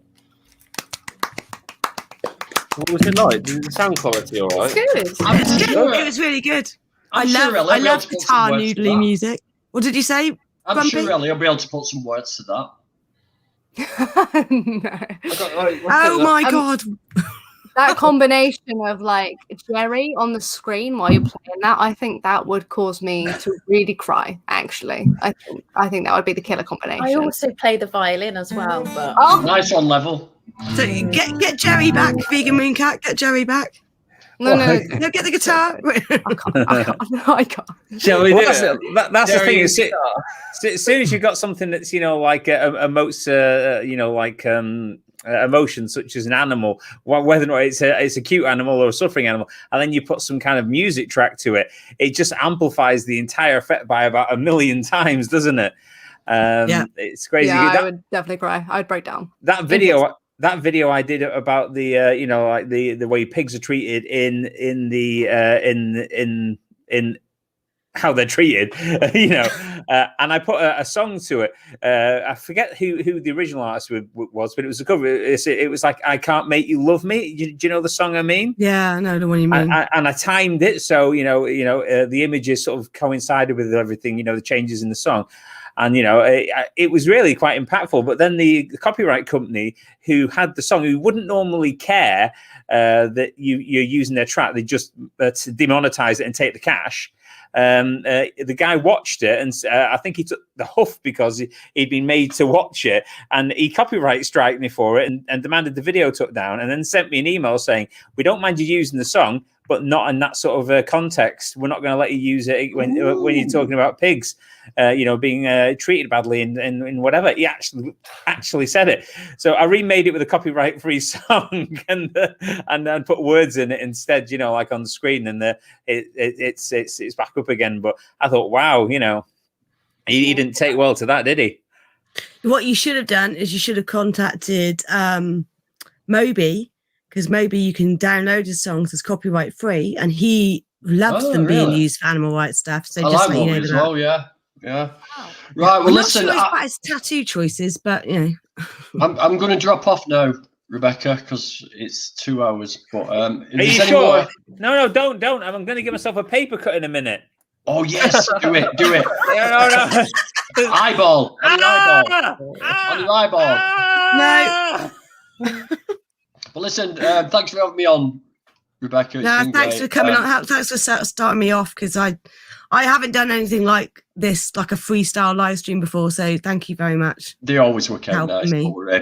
I'll speak to you all later. Have a good week, soon. all of you. Love you. Later. See you soon. Bye, GB. Injure myself for you later. I'm loving all this poetry from Ali.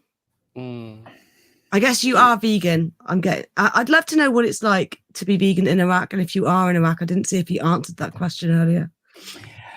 I was actually really, I was in the chat and I was listening to everything that you guys have been saying. Well, I was 8 minutes late, as GVG pointed out, but I'm getting depressed. I'm not even a depressive sort of person, but the last couple of weeks I've had a bit of a problem with my back, so I've not been able to do as much stuff, and I've been, pain gets you down anyway, doesn't it? Or cheers you up if you GVG, buddy. But pain gets you down, and then all this lockdown, and then Sheree, she's my wife. She's a student midwife, so she started on doing night shifts. I mean, Ellie will know all about hospitals and such things. She's she's leaving the house at 5 at night, and she's back at 9 in the morning, and then she's sleeping all day. And it's then I've got the kids at home, and it's just too much. I can't be arsed. Yeah. That's one thing I didn't ask you. Actually, you're the only person I haven't asked. How are you coping? Initially, I thought I hated the idea of lockdown because I like to be in work and I like to be moving around, and the gyms were open and everything else, and my health was improving, and I was feeling okay. And then I didn't like it, but I got used to it, and now I absolutely despise it. I can't stand it. It's making me mad. It's not just the fact that everything's shut and you can't go to the gym. It's not the fact that the kids I'm not a teacher. I can't teach my own children's, like science. I can barely remember anything that I was ever taught, and it's not even half the stuff they get taught now. I can't teach my own kids, and the stuff that they get from the schools is useless.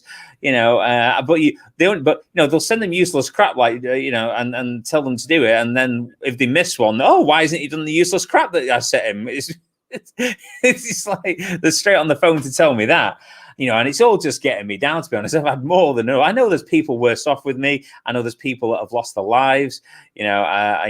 Yeah, but it doesn't mean that you can't be feeling stressed out about it and upset about it. We've lost family members in the last year.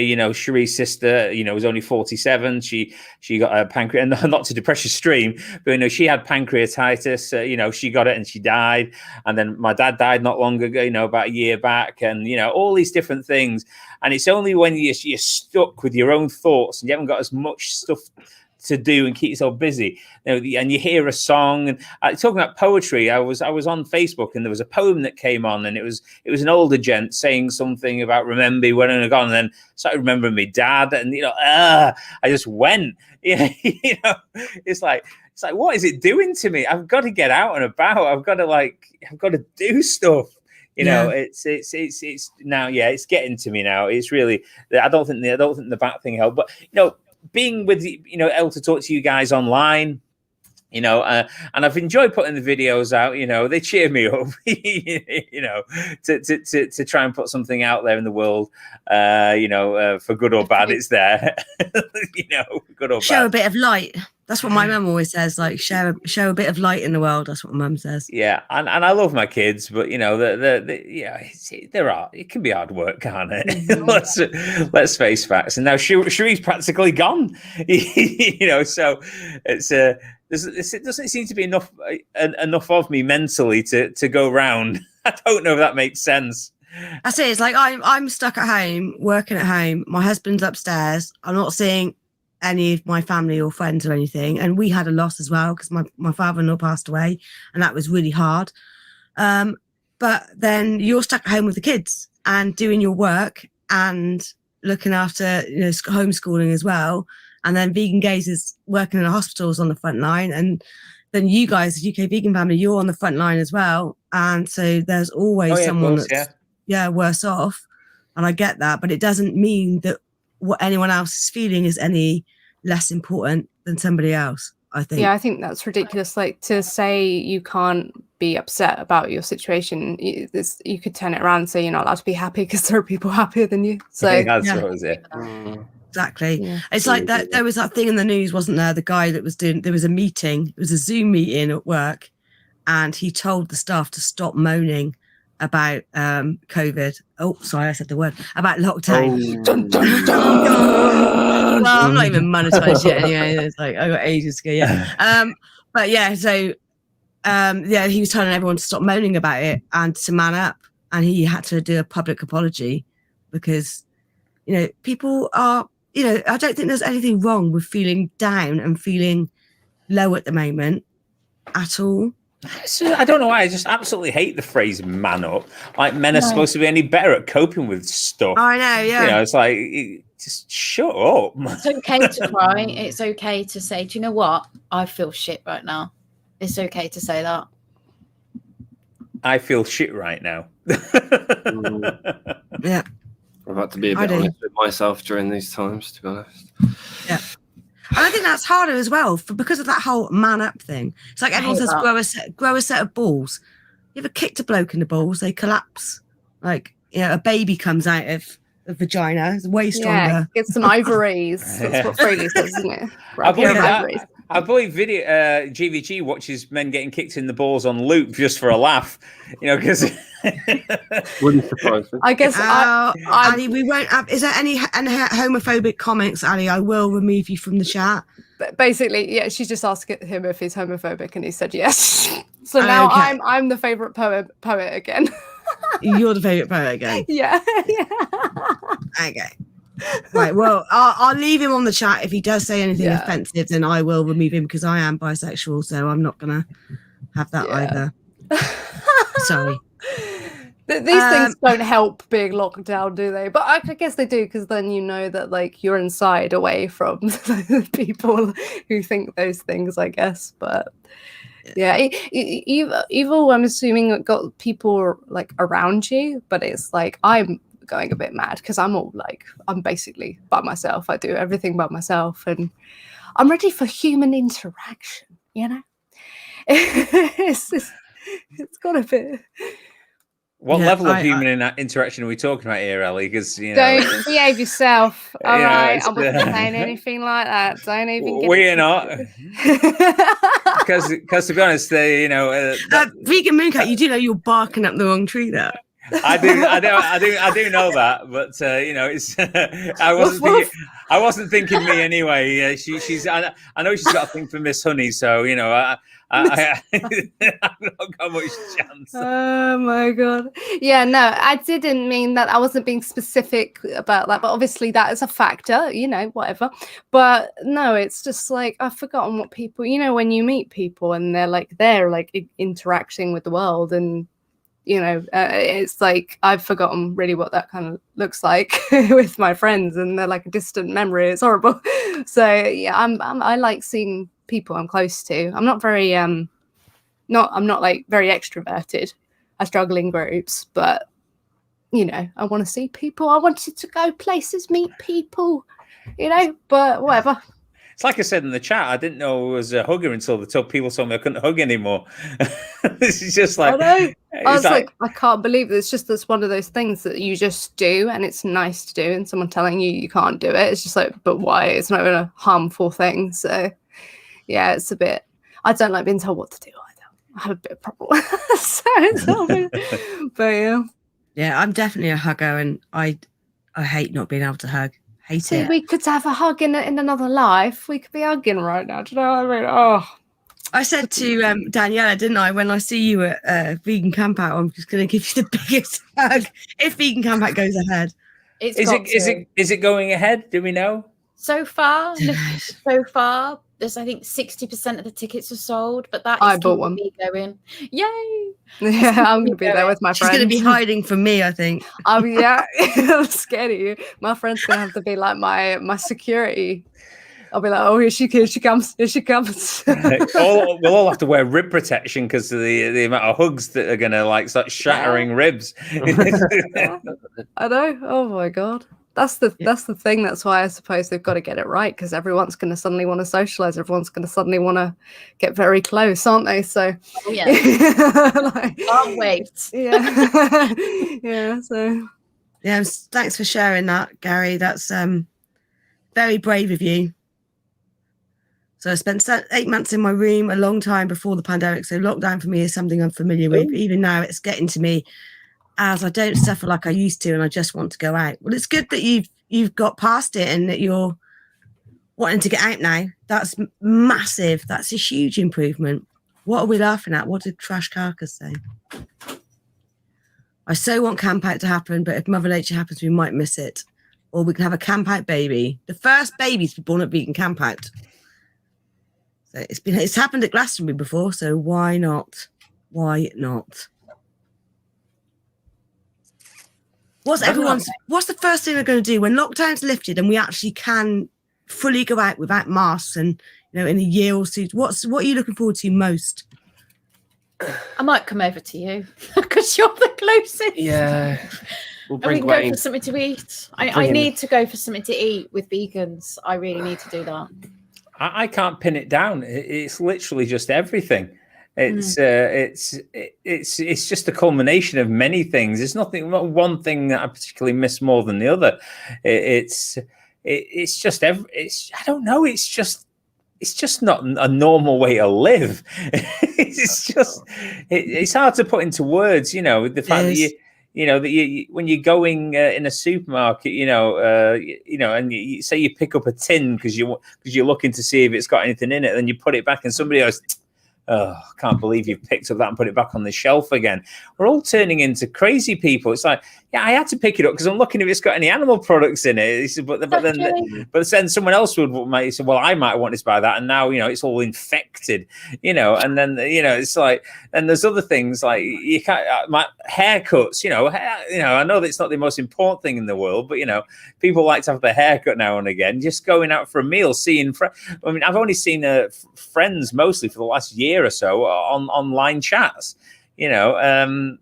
it's just not the same, is it? It's shitty. Coffee dates, they're nice. None of them.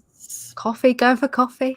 We were going to have our first 100% vegan barbecue at our house last year. I was going to do like a vegan barbecue for all our volunteers at AV and have them all over, and also have my non-vegan friends over so they could practice outreach on my non-vegan friends. I'll be honest with you. Obviously, that didn't happen. It sounds very naughty of me, but I also miss not going into work, and telling everyone they should be vegan. Yes, like I really miss being in work, because I started a new role in January of last year, and then we went into lockdown. So and about a week and a half before we went to lockdown, I took my laptop home with me and said, look, I've got a bit of a dry throat and a cough. I'm going to take my laptop home just in case. Nothing happened. And then I got a call a week later going, oh, you're being furloughed next week. And then we were in lockdown. So, yeah. And I'd only been in my role for 3 months, and I've had to relearn the whole thing all over again. But I'm really looking forward to get back in the office. But then my husband works upstairs. So there's no change for him because he always worked from home. And I'm downstairs in the kitchen. And it's great. And I love him. But I want to see someone else. It's time to move on. I want to see someone else. Not in that way.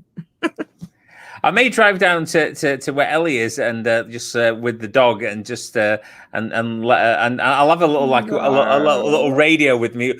No, or I'll get Adam to come with me and he can play the song and then I'll hand Jerry over to Vegan Gaze and we'll just. I couldn't hold him. I couldn't. Oh my god. No. Oh my god! Can you imagine? Take a video of Ellie holding him. She will just be on the floor in a puddle of mess going, I would give him my life. I need him to know that he can have everything. I don't want it anymore. I'm terribly sort of like always hugging him and stuff and whatever. He needs it. I do let him running around obviously, but he's slept like either on my chest, on my neck, or on my head ever since we got him, and I can see it just becoming a thing. I think I need it more than he does. Yeah, definitely. I'm looking forward to getting back out on the streets, doing some activism, and eating out in my. Oh, I've got too many favourite restaurants, but that's what I want to do. I want to go to do an event with all my vegan friends, and then go to a vegan restaurant and eat shit ton of vegan food. I am hoping the vegan camp out's on because I do want to go. Okay. Yeah, I want to go somewhere sunny. I want to walk on the beach with nothing on my feet and dip my toes in the sea. I want to go on holiday. We should have gone on holiday last year in summer. Mm-hmm. I could handle that as long as they remove all the sand, as sand is the work of the devil. No, you're wrong. I like the sand. I like the sand. I mean, it's nothing worse. You say, "Oh, look at the lovely sand" when we were in Tenerife, and then I walked on it, and I think I needed like skin grafts on my feet. It was that hot.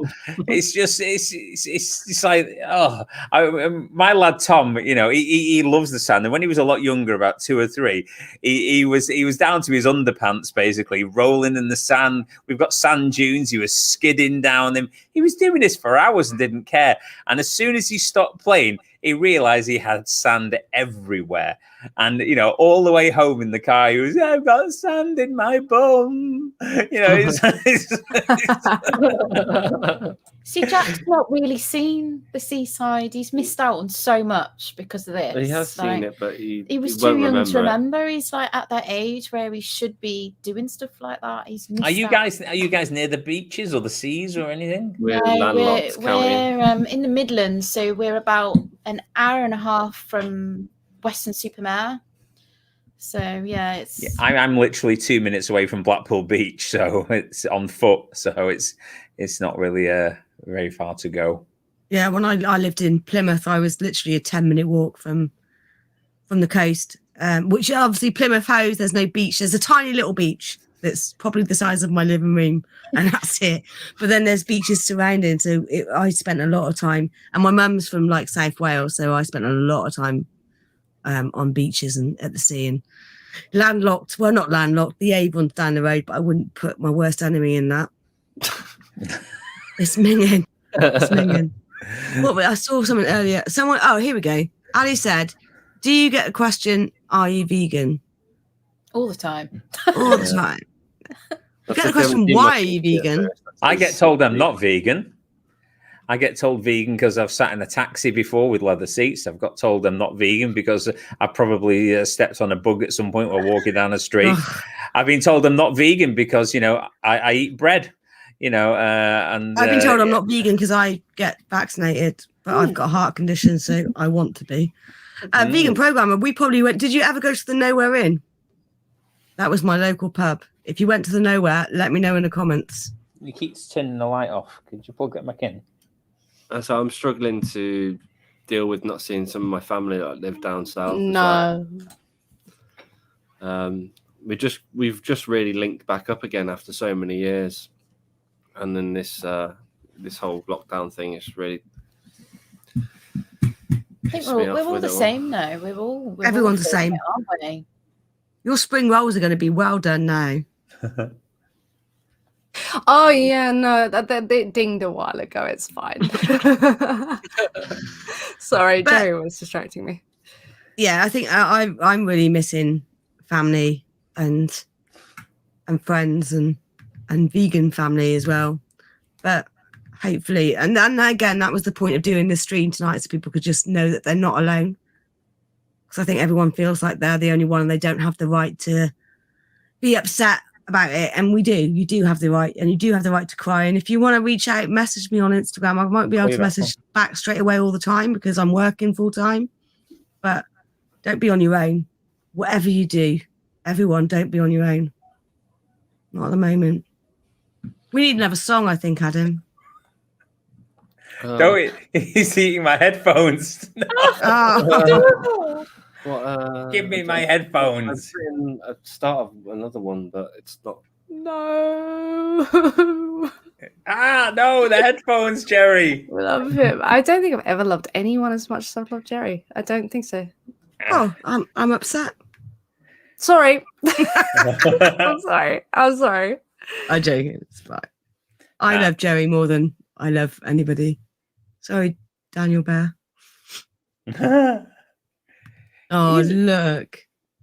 He is slightly adorable. Let's go up to the camera, Jerry. The comments are getting in the way of his face. Oh, Jerry, he's fighting me. Face. There he is. I can't. I can't. No, I can't. No, his ears. His ears. I love him. He looks so good. Show the tiny tail, Jerry. Oh.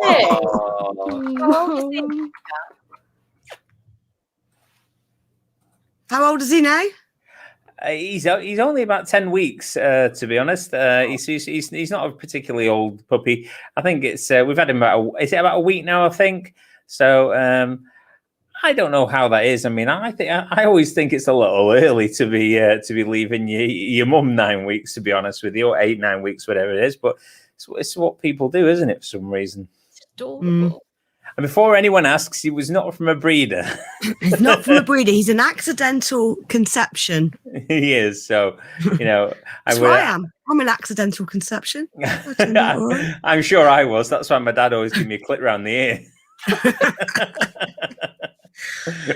What animal rights groups am I involved in? I was involved with Anonymous for the Voiceless for 2 years. I was an organizer of Bristol chapter. I now do We the Free, which is a new one. Check them out. They've got some great stuff for analytics, so you can see how effective you are on outreach, which is really exciting. And I take part in local vigils and some local grassroots activism as well. What about everyone else in the stream? Do you do any activism at all, Vegan Mean Cat? No, I'll be honest with you. I mean, I think a lot of people in the stream know that I used to be a lot bigger than I am now. I used to be 34 stone, used to be very isolated, used to really struggle to go into any kind of social sort of environment, or even talking to, a lot of people. It's a little, it was very hard.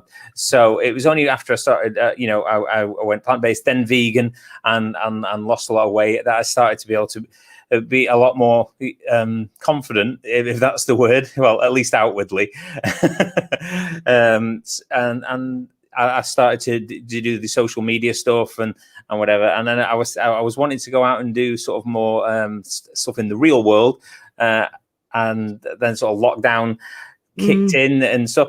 I mean, I don't know how it is for anyone else, but initially when I've been vegan, I think it's about 3.5 years now, and for the first couple of years, maybe 2.5 years, I was an inactive vegan in the fact that I didn't do anything apart from change my own ways, and no longer abuse animals or use anything from, when I say abuse animals, I mean, I didn't eat them anymore, didn't buy the products that come from them. Other than that, I never made any sort of active, what's the word I'm looking for? You weren't a vocally advocate, but you are now, and your channel's got some great videos on there. I'm going to share that. I'm really trying, and I've spoken to GVG, and we're going to go to some visual stuff when we're allowed to go. I wanted to go down and seek out and try and help with doing things, on the street and everything else. Like, I mean, I had not much knowledge of it, so I'd need some assistance on where to and what to do. I'll be honest with you, one thing I really want to do, because it drives me insane, and I just don't know how to go about it. Luckily, everything's in lockdown at the minute, so this is a lucky thing. But when it's summer and it's in Blackpool, the amount of animals that are abused down Blackpool Prom, when you see like 6 or 7 people, sat on their bloody fat arses with some poor sweating horse pulling them in a carriage, and it makes me sick. I don't think I even noticed it much before I was vegan, but but now I do. And I don't know how people would react, but I definitely think that the horses that are being used in Blackpool, and I know it's not as, some people may not see it as big an issue as, but it's a big issue still. It's all a big issue, and this is the problem that I have. And that's on my doorstep. And that's food. It's everything. And that's on my doorstep as well. So that's something that I'd really like to try and organise. Trying to stop horses being used as a sort of a frivolous sort of like fun thing in princess carriages and everything else. During the peak season, they're sweating. They're in a terrible state. They're tired. Some of them have collapsed. And they're just used all day long, stood there in horrible traffic. And that is definitely something I'd like to start thinking of how, when that comes back in the season, how to somehow protest that and try and get that stopped, to be honest. So I need to get some advice from people. If anyone's got any ideas how to start that would be really good. I mean, I'm sure there must be some footage out there that you could get hold of how these horses are kept and these donkeys are kept when they're not being used on the beach for their ride. I haven't seen the donkeys as much, even though I'm sure they're still there. But it's literally the whole prom is littered with these carriages, with horses pulling 6 and 7 people at a time, just wedged into these little princess carriages, and it sickens me. I literally can't. So I stop with a car, get out and get out and use your legs, you lazy shits. I can't stop myself anymore. It's not constructive to do that, I know, but it just drives me bonkers. So I'd like to do a more structured method of trying to get that stopped. There you go. Vegan Vlogger, there was some footage on the donkeys. They were exposed. Maybe Vegan Vlogger, you could send that to Vegan Mooncat, and if you edit something together, Vegan Mooncat, you could use that and do like a Cube of Truth thing on the beach, showing what happens. Then that would be what I would do. But then I love a bit of a video footage activism. Look, Jerry, look who it is. You've got 2 puppies on the screen. This is too much for the overstimulation. I was trying to be funny with him and like doing the we saw that, his head in my arms. You ever seen those videos? Have you ever seen those videos where they have the dogs eating And it's I've seen Nathan with his human hand. Sorry, that was improv. I wasn't as good, but I had to do that after seeing Jerry. Yeah, doesn't everyone get out with a megaphone? Hi, Jerry. Mean cat. Yeah, I mean, my voice was pretty loud, but megaphone may make it a little bit higher. But, but I need it structured, and then I think I need backup as well. To try and get it through to people before they sit their backsides in there. They shouldn't be doing it. Yeah, agreed. Yeah, and that is important. The baby's name is Joker. Yes, this is Joker. We did think of Joaquin. Deb Thompson mentioned that, and we did think of a few names were Novio, which means boyfriend in Spanish, and my first dog's name was Girlfriend. So, but Johnny was my Novio. So. I can't show you my other dog Snow because he's unfortunately still poorly. So he's not having the best time. He went to the doctor. He just went flop down. About a year ago, I think I mentioned it before, he had a car accident. He got off his lead when my son was walking him, and he ran into a car and fractured his leg. He broke his leg in several places. So they pinned it all back together with metal plates, and then they took the plates out because he was allergic to them after it had healed enough for them to be able to do that. But ever since then, he's had this infection in his left leg, which they thought was cancer, but all the tests came back clear, so that's good. But it just won't heal. There's some kind of thing going on with his leg, like an infection, that it just won't get better. Trust him. And they've given him medications and stuff. And I tell you what was really, really strange. I didn't know until they said we put a load of medications today when we took him, a load of medication in the bag. You need to make sure we put some ointment and some other bits and bobs in that you need to give him. And one of the things they put in there is a tube of Manuka honey, which I'm not saying, it's really good for antibacterial, stuff. So you know what? Can I tell you something? Date syrup has been found to have more antibacterial properties than honey.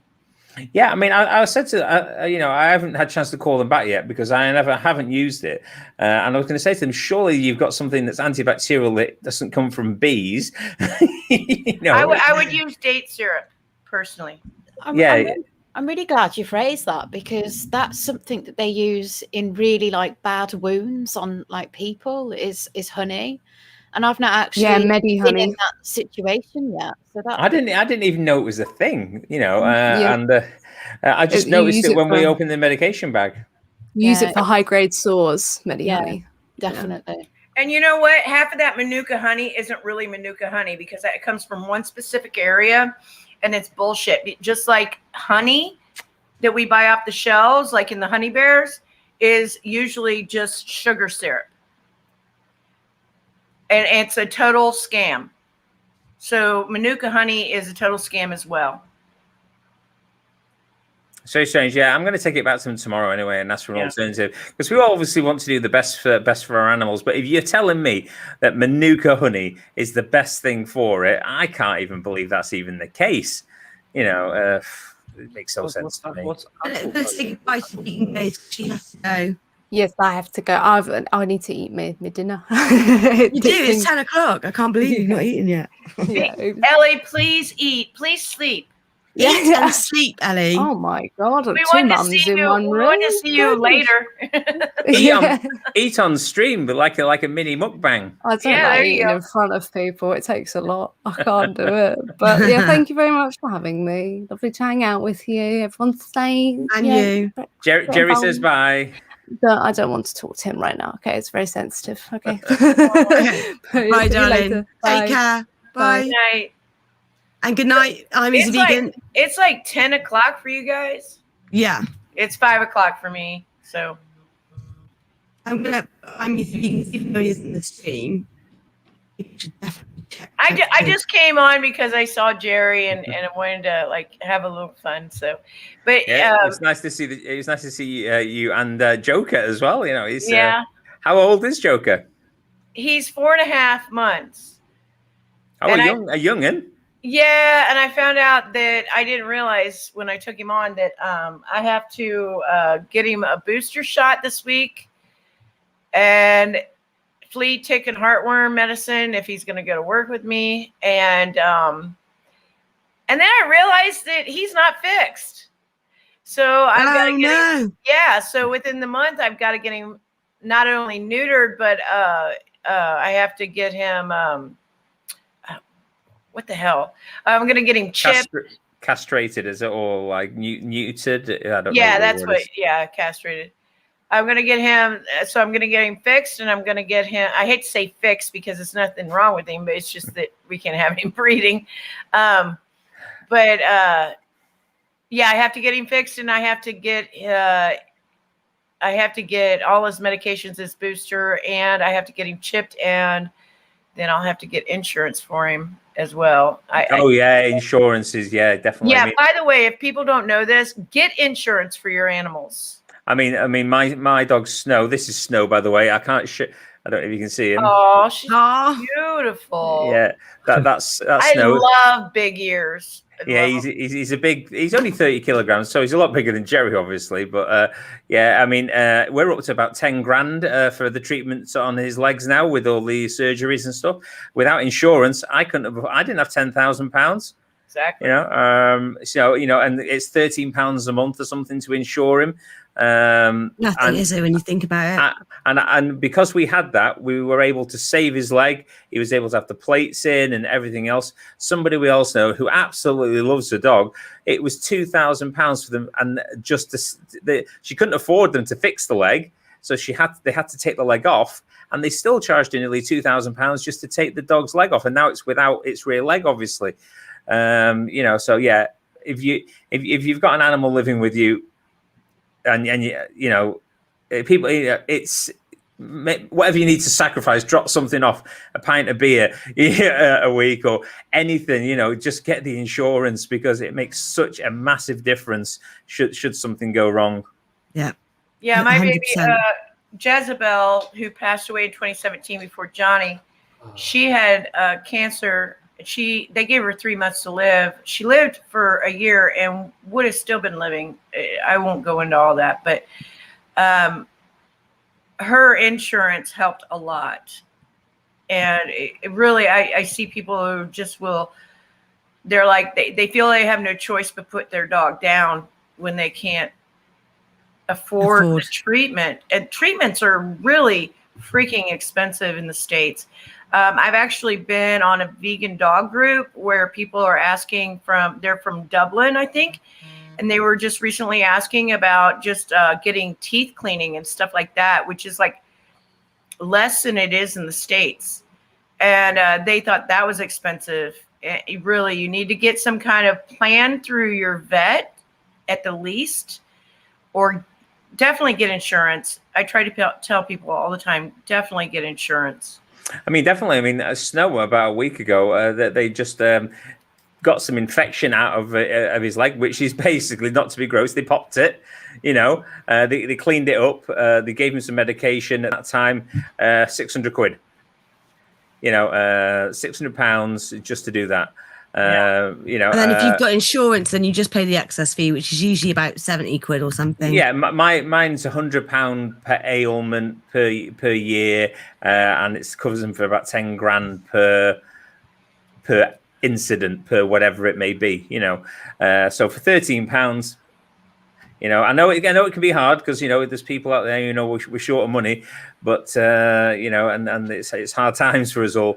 But I'm sure we can cut back here and there. We've got the responsibility. We need to make sure that we can afford all eventualities. Yeah, it's a lot less of a hit, believe me.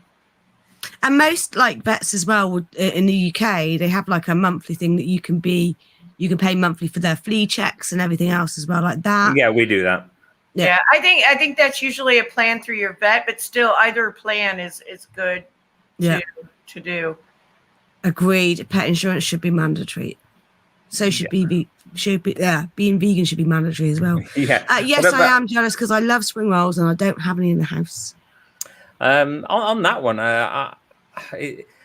if you're taking the, I mean, everyone's circumstances change as well, don't they? Though, because like at one minute you're working and you've got the pet insurance and you can afford to take care of the animals that are living with you, and next minute you could be unemployed, and the £13 a month, I suppose, could really, you know, you could be feeding your children. So it's a really difficult one. Should you make it mandatory? I mean. If you are unemployed, though, there are charities that you can go to, and they will.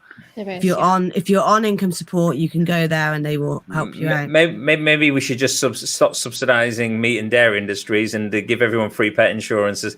You know, free companion animal insurance, or anyone who wants to take on an animal that used to be in the farming industry as well. Does he just love being cuddled all the time, or are you forcing him to be cuddled? He's sleeping on me now, but I will admit I absolutely love. Vegan Gaze is watching, so let's just make her cry. I do love cuddling him. Oh, he's out. I can't stop. It's an addiction. That's like a Christmas card right there. You need to take a picture. Oh my god, he's literally flaked out. He is so out. Floppy leg. That's so cute. I'm not a dog person. I grew up with dogs. We had beautiful dogs, and Callie was my best friend. I would speak to her about my bullying when I was at school. But I'm not a dog person now. I'm definitely a cat person. Like it's the dog poo. My friend. Yeah. See, I don't care for. I used to be a cat person. Honestly, I have cats tattooed on my feet. I am no longer a cat person after I got a dog, and honestly, I can't stand that they shit in my house in a box. I don't like that. Mine don't though. They don't. They very rarely do. Ziggy does at the moment.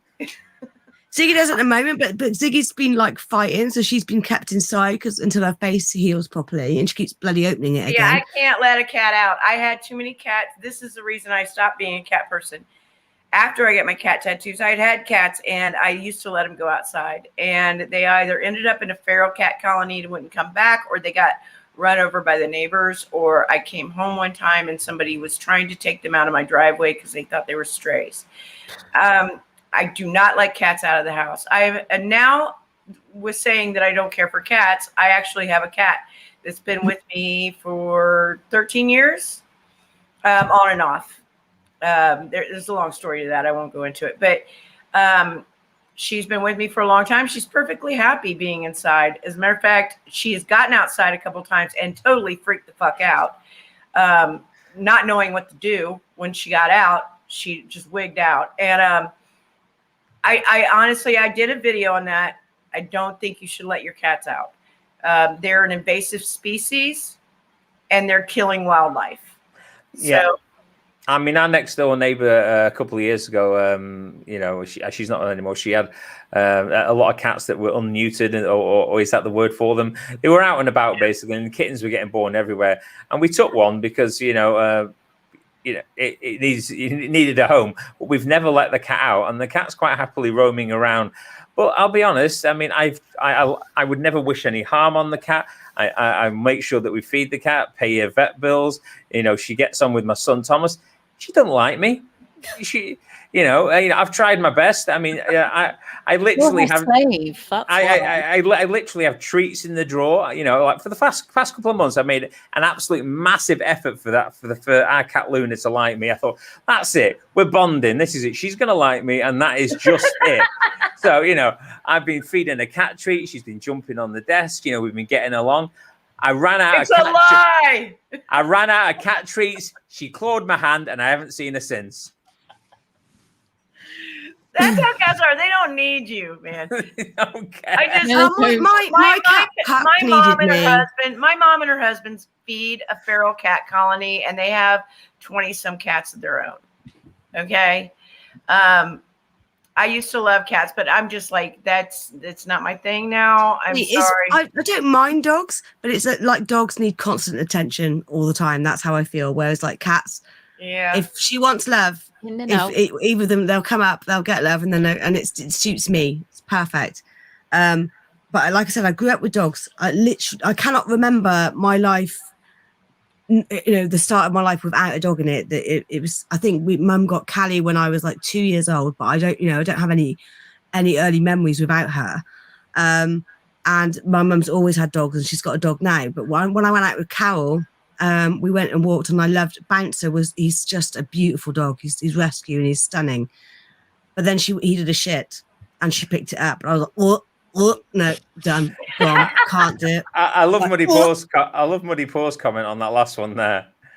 I can't see the comments when I'm on these things. If you click on the down the right hand side, you have like comments on there. Can you see that? Are you full screened with us or not? Oh, I see it now. Wait a minute, it's not on me. Oh, there we go. That sums no, most dumbass. That sums a lot of cats up for me.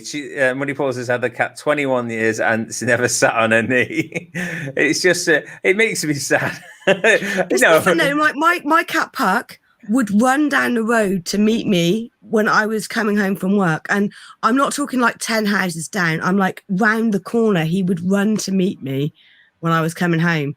And he was like a dog. I could pick him up all the time. He didn't want it. He didn't mind being picked up, and he'd like cradle him like a baby. And he would like spoon with me at night. And then when I fall asleep, he'd go down by my feet. Like everyone has always said, as soon as you drop off, he just moves down by your feet and lies between your feet all night long.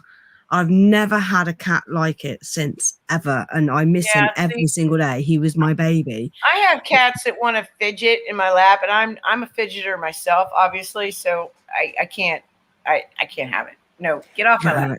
Yeah, we did have a cat when I was a child, which was absolutely soft as can be. It wanted to sit on people. It wanted to be near people. Hated the outside. You picked the cat up and you took it near the outside, and it would go mental before you'd even got over the door. And it really just wanted to be in and be near people. And this is when we were children, so we were putting the cat in Action Man tanks and pushing it around. The cat was actually Battle Cat for the He-Man figure. We were just typical, like 5-6-year-old kids, and the cat absolutely loved playing with it. Well, I think it did. It always came back and sat with us. But every cat I've had since, she's so beautiful. So I think I've pissed some of your people off, and they're all leaving now with the cat situation. It pisses me off. Do you know what? We've been streaming for almost 3 hours, so it's a long time. Leon here said, I'm vegan and I'm all non-human animal person. Also, trash carcass. Human animals are the biggest invasive species. Yeah, I agree. I agree with that. I'm not talking about... I completely agree with that. I think, I'm not going to go into that. I was just saying that cats are an invasive species unless you're in... But the cats are an invasive species because of the way we've bred them and domesticated them, and the way because they are literally only native to around Egypt. Yeah, I think we know Stacey's not saying cats are evil, kill them all. You're saying actually, I am. No. In the future, in a vegan world, we won't have companion animals anymore because we're against breeding, right? So they are going to die out. Take care of the domesticated animals. That Exactly. We did that to them. UK Vegan Family, you have some news about your beautiful pussy. Wow.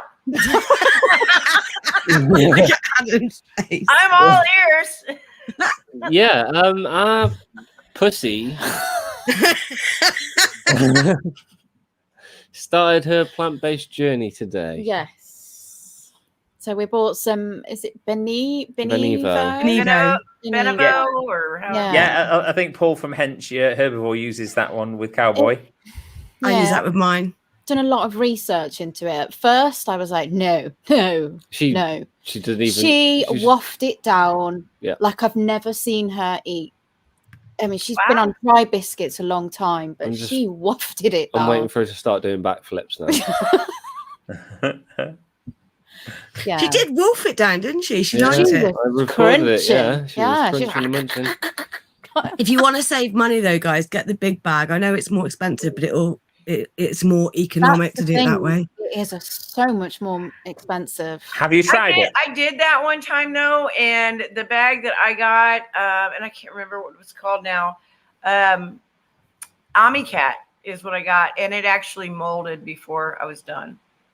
Oh, did it? Yeah. Mine's okay. Careful. Oh, okay. But mine's like got an airtight seal on it, so we can like it's foil and you can seal it up. But it might have been a bad bag. I tried a few different ones, and I had to give up because I live in a household with a guy who isn't vegan, and he has 2 cats.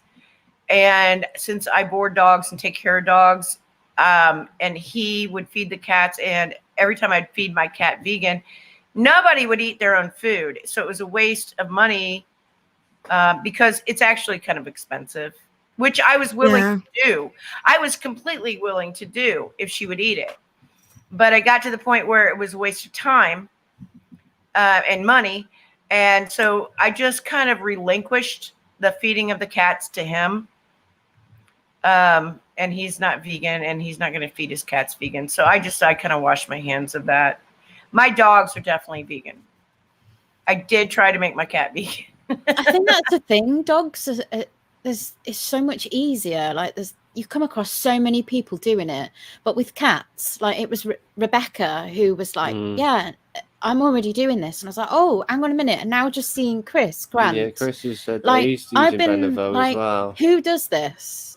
Well, I think you can do it if you're in charge of the whole household, but I'm not, unfortunately. Yeah. I mean, we were really lucky. We got a friend of ours gave us a little taster, brought in a nooch thing at Vigil, bought a nooch pot with some vegan cat food in it. I took it home and tried it out with the cats, and they use let me see if I can reach it, because I read some stuff online as well about domesticated cats. So we use these very cordials to feed them now. Yeah. So we put the cat food in there, and they have to go and find them around the house. And it probably does encourage hunting more when they go out, but they're much happier. Like Ziggy used to get so stressed out, she'd have ball patches all over her where she'd pull her fur out, and she doesn't do that anymore at all. And Lord Vader is the fattest cat in the world. He's lost loads of weight. Lord Vader, yeah, we're Star Wars fans. Where are my Star Wars things? We have a great Dane named Vader that comes into where I work.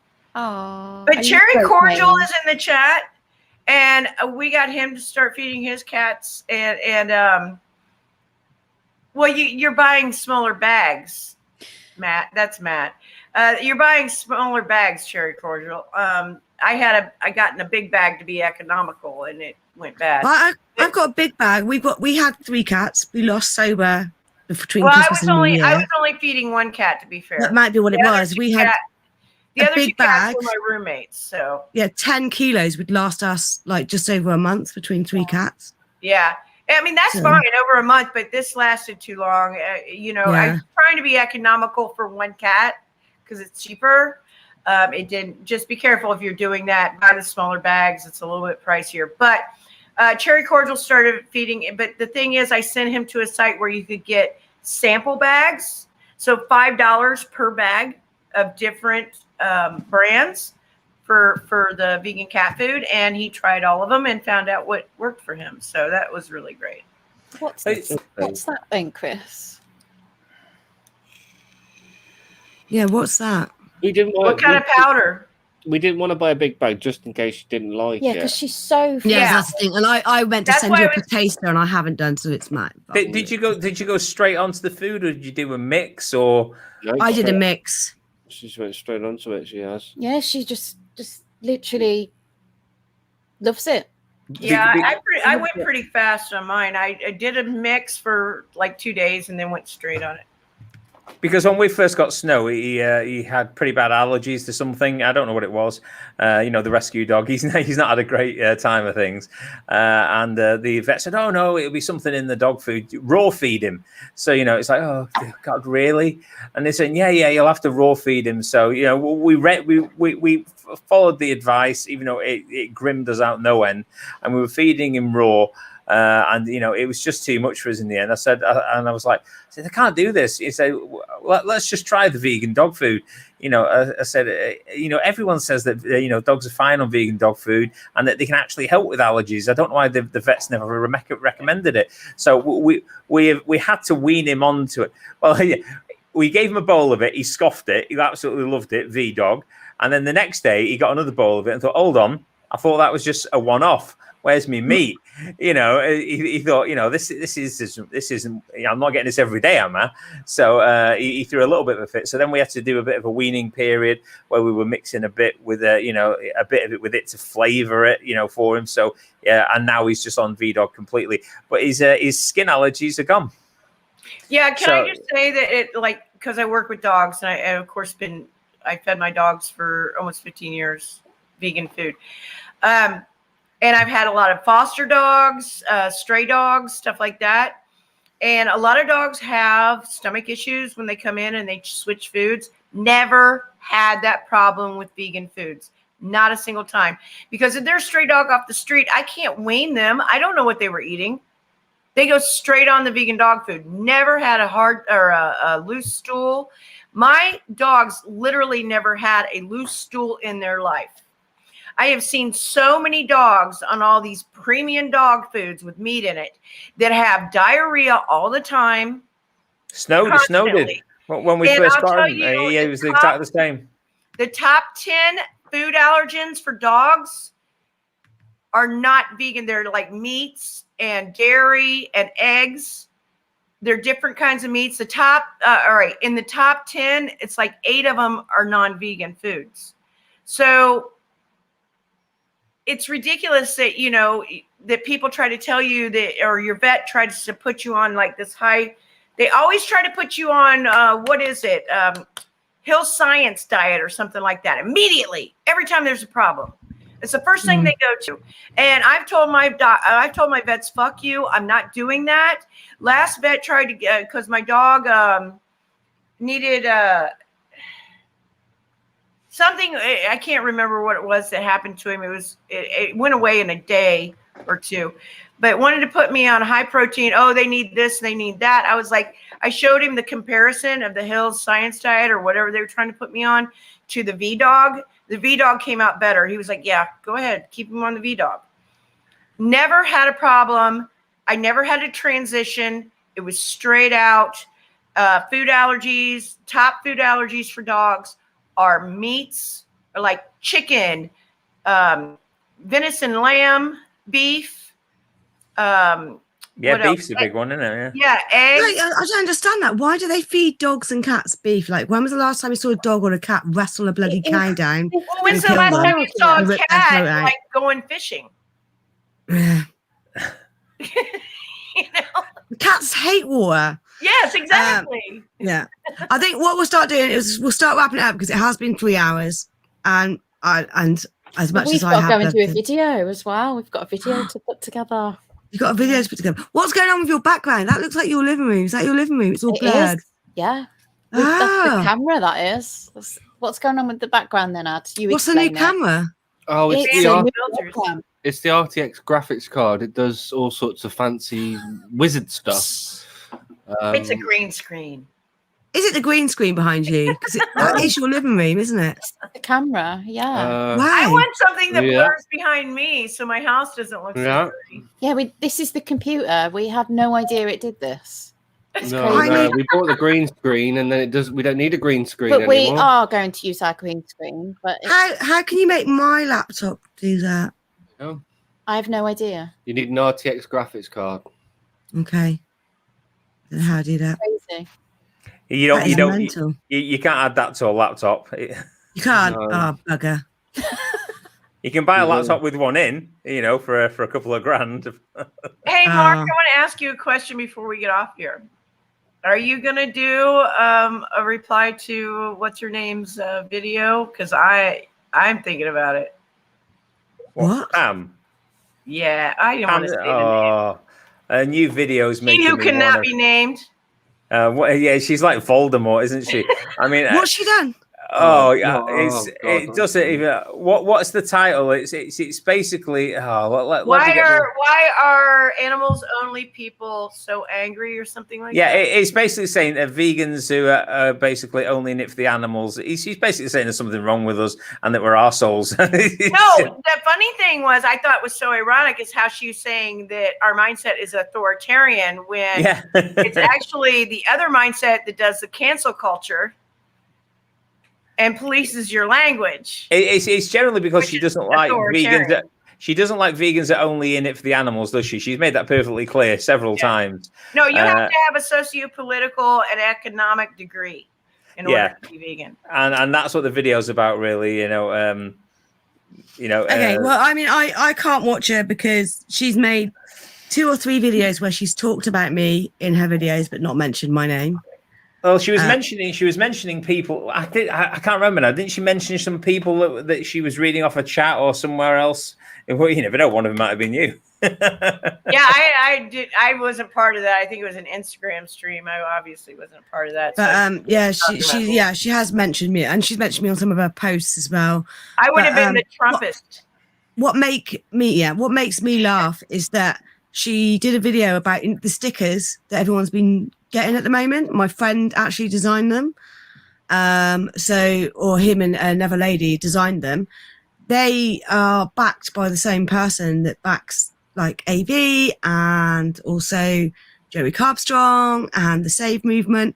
And she's insisting that this person's from LA and slagging them off and how they shouldn't they shouldn't take money from this guy. But then she's flashing around these stickers, and I want to say to her, you do realise that those stickers have been funded by the same guy you've been slagging off that you think's from LA, that is not from LA at all. But she said that they were welfare stickers. Too. It's like she hates. Money how they want. Yeah. The title of the video is "Why Are Animals Only Vegans So Angry?" Yeah. Oh God. It hurt me to watch it, but I think I'm going to have to do a response from him. But I saw the only reason I even came across my radar is because I saw on a stream that somebody asked you to do Mark asked you to do a response to that, and I would love to see that. Yeah, I think I mentioned it to Vegan Gays, didn't I? Because it's I don't know if I'm in the right state of mind to do it, without absolutely royally taking the piss. That's the problem. I mean, I'd like to do a logical sort of like argument about it, but I can see it just resorting into my stupid ways, where I just can't cope with it. And careful with him. Oh, I've been Jerry Nat. Take him in there. Play the flute. Just get the flute out. Well, I don't need to anymore. Get the flute out. I don't need to. Where is it? Where's the flute? Yeah, just play your video and then play the flute. It's around somewhere, but the flute has been replaced. It's now. It's been replaced with me playing rock guitar. Oh. I am now. I have to see that, but I'm thinking I prefer the flute. I don't know. You're gonna like the rock guitar version that I've made. It's almost ready to go up. If you're doing it, I'm sure I'm gonna like it either way. Yeah, it's and it's me playing it as well. So it's I'm playing the guitars and stuff. It's full on. It's the same tune, just no flute, more rock guitar. Okay. But yeah, no, Ellie, totally do it. The woman needs to be called out. I can't do anything because she lives in the same city as me. And she'll just come up to me and But anyway, she's just angry though, because that's so reactionary, and that's what authoritarians do. I mean, I think that's why I didn't want to respond to it, is because I've been thinking over. I don't know why, but the last couple of weeks. A lot of these people, not just Pam, but others, they've been triggering me into a bad cycle of thought. And this is the effect that lockdown's having on people, though. This is why bringing me down, and it's it was bad enough when we've got meat eaters and carnivore dieters and everyone like trying to dig at us. But now we've got people who are saying they're animal justice emergency, and they don't want, and they can't be nice to vegans either. It's just like, I don't get it. I mean, so sorry that we only want to be in it for the animals and we don't introduce all this other stuff, Pam. Why don't you knob off? How dare you? Yep. You look a little sad, Mark. It's making me sad. So cheer up. I don't like you like this. Happy. You always bring Jerry back. Yeah, he always makes me happy. And this is why I wanted to do this stream, because I know everyone's struggling. I know I've mentioned it a few times, but we're coming to the end of the night now. But this was to let you guys out there know that you're not alone. even though we might have this persona on our YouTube channel with Mark and his hilarious videos, and Daniela and Adam with their just like love-based activism, and how beautiful Daniela is and calm she is with everybody, and Adam just cheers everyone up and is there for everyone, and Adam doing his little DJ streams for me, and Stacey and everything that she's going through with a dog, and still being out there and fighting for the animals, and she has amazing hair. And she has amazing I'm hair. Jealous. I grew it myself. I'm jealous. I can't have my hair blue because work don't like it. Oh, no. See, I know. I'm gutted. But I just want to say this is why we want to show that even when we're on YouTube and we're given this persona that we're strong and we're fighting and we're happy, we're all struggling. We're all struggling and we're all in this together. And I don't want people to be on their own. Do not be on. There is nothing wrong with asking for help. No, nothing wrong at all. No, normally I am quite happy, but I think just with the, for me with the lockdown, then the back pain, and then Sheree starting the nights and stuff, and not really seeing much of her, and it just gets a bit too much. That's all. But it's really nice to speak to you guys. That's why I came on. I thought if I go to bed now, there's no one there but me and Jerry. which is a good thing, but you'll make vegan gays jealous. You'll make vegan gays jealous. But no, I love you guys. I love everyone that tunes in and supports the channel as well. And I love my new YouTube family. So I've got my non-vegan family, I've got my vegan family, I've got my vegan activist family, and now I've got my vegan YouTube family. And there's so much freaking vegan love out there. It's amazing. Hey, don't forget, we've also got that third cousin twice removed that nobody wants in the family, Pam. Oh, I was gonna say, I thought you were talking about Grumpy. Careful, we don't want to turn into fucking hippies, all right? I am a fucking hippie. No, you're not. No, I used to be. I don't shave my armpits. That's a personal choice. Just don't tell any of the carnivore. I don't shave my armpits either, but that's because I don't grow armpit hair after menopause, so it's off. Don't you? Does it stop growing after menopause? Oh yeah. Neither do I. Oh, I'm nearly there. It's like turning back into a baby again. I thought that was old age. I didn't think it was after menopause. I'm just glad I have it still up here. Don't tell any of the carnivore YouTubers though that you're growing hair. They'll hate it. I used to be a pretty hairy bitch. I barely shave anymore. So hug trees, don't mug bees. I like that phrase. I used to be a hippie though. I used to be a proper tree hugger. I'd walk around Plymouth with no shoes on.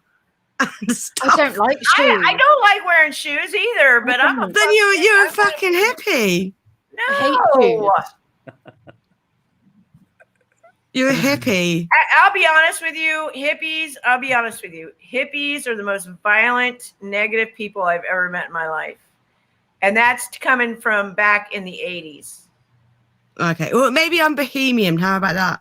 That would be better. That's fine. You can be a beatnik. My mom was a beatnik. I don't know what we're talking about. I know. I don't even know how we got on this. Josh Carker started. I'm sorry. I mean, when you say hippies, all I think is Woodstock and stuff like that. Yeah. I mean, I don't know where these violent sort of like gangs of roving hippies are, like beating the crap out of trees with bats. All right, let's just put it this way. When I got into my teenage years, you should do a video about it, Mooncat. All the hippies I hung out with, they almost one guy, he just was like older and he was just trying to get all the young girls naked on acid. And that's the kind of hippie I was. I thought you said hippies were bad. And he almost got us in a huge fight in an alleyway in Chicago. He had a knife. I don't think that guy was a true hippie. I think he considered himself a hippie. That's all the hippies I knew. And there was another guy, Rainbow Jerry, who hung out with the Rainbow family. I think hippies in America are very different to hippies in the UK. On acid, 7 hits. I mean, let's face facts. Everything's different in the UK, though. Hippies here are just happy people who hang out in like forests and hug trees. You know, they don't like try and rape women. You know, who are on acid trips. It's like the same way as you have Hell's Angels, and we have people on 50cc mopeds just racing around the place called mods. You know, you had Elvis Presley. We had Cliff Richard. You know, everything we do is on a lesser level. No, that's not true because you had the young ones. That's not on a lesser level. That was way. Yeah, that's hilarious. Yeah, that was in the 80s. Yeah, but we invented. Well, we didn't invent punk actually. That was invented in the States. So, before I forget, I wanted to ask you, Rebecca. No, I wasn't Summer, by the way. Sorry, go on. Is George from Bristol too? He's not from Bristol, but he lives in Bristol. Where's he from? London. Okay, there was a guy in the grocery store earlier today talking on his phone, yelling at somebody about, you just opened a Patreon account, but he had the exact same accent. And I wanted to stop him and go, are you from Bristol? He had the exact same accent. He sounded exactly like Bristolians sound a bit like this. They got a little bit of a West Country accent. Yeah, a little bit. I don't know if you can tell like the side. Yeah, but like George don't sound like that. George is not kind of like non-essential. Okay, I have to distinguish. My ear isn't that fine-tuned yet, but Stacey, you're an angry hippie. Oh. Me? I'm angry that you called me a hippie. I don't think you're a hippie. Makes an appearance. I think you're part unicorn. Because of the hair. I'm part unicorn. I'm part bitch. You hear that? Was that loud? Could you hear it? I wanted that. I want that. ASMR. Mine's over there asleep. That's not a cat. That's a bear. It's Lord Vader. He has lost weight, believe it or not. He is mainly fluff. I want Vader. I am your father. You can have Vader. He's very needy. My cat won't be happy. And if he doesn't get what he wants, he sits and he chokes you using the Force. She looks at me like sometimes like she's thinking that anyway. The way she looks at me, it's like, so loud. What do you want, slave? That's what she's like.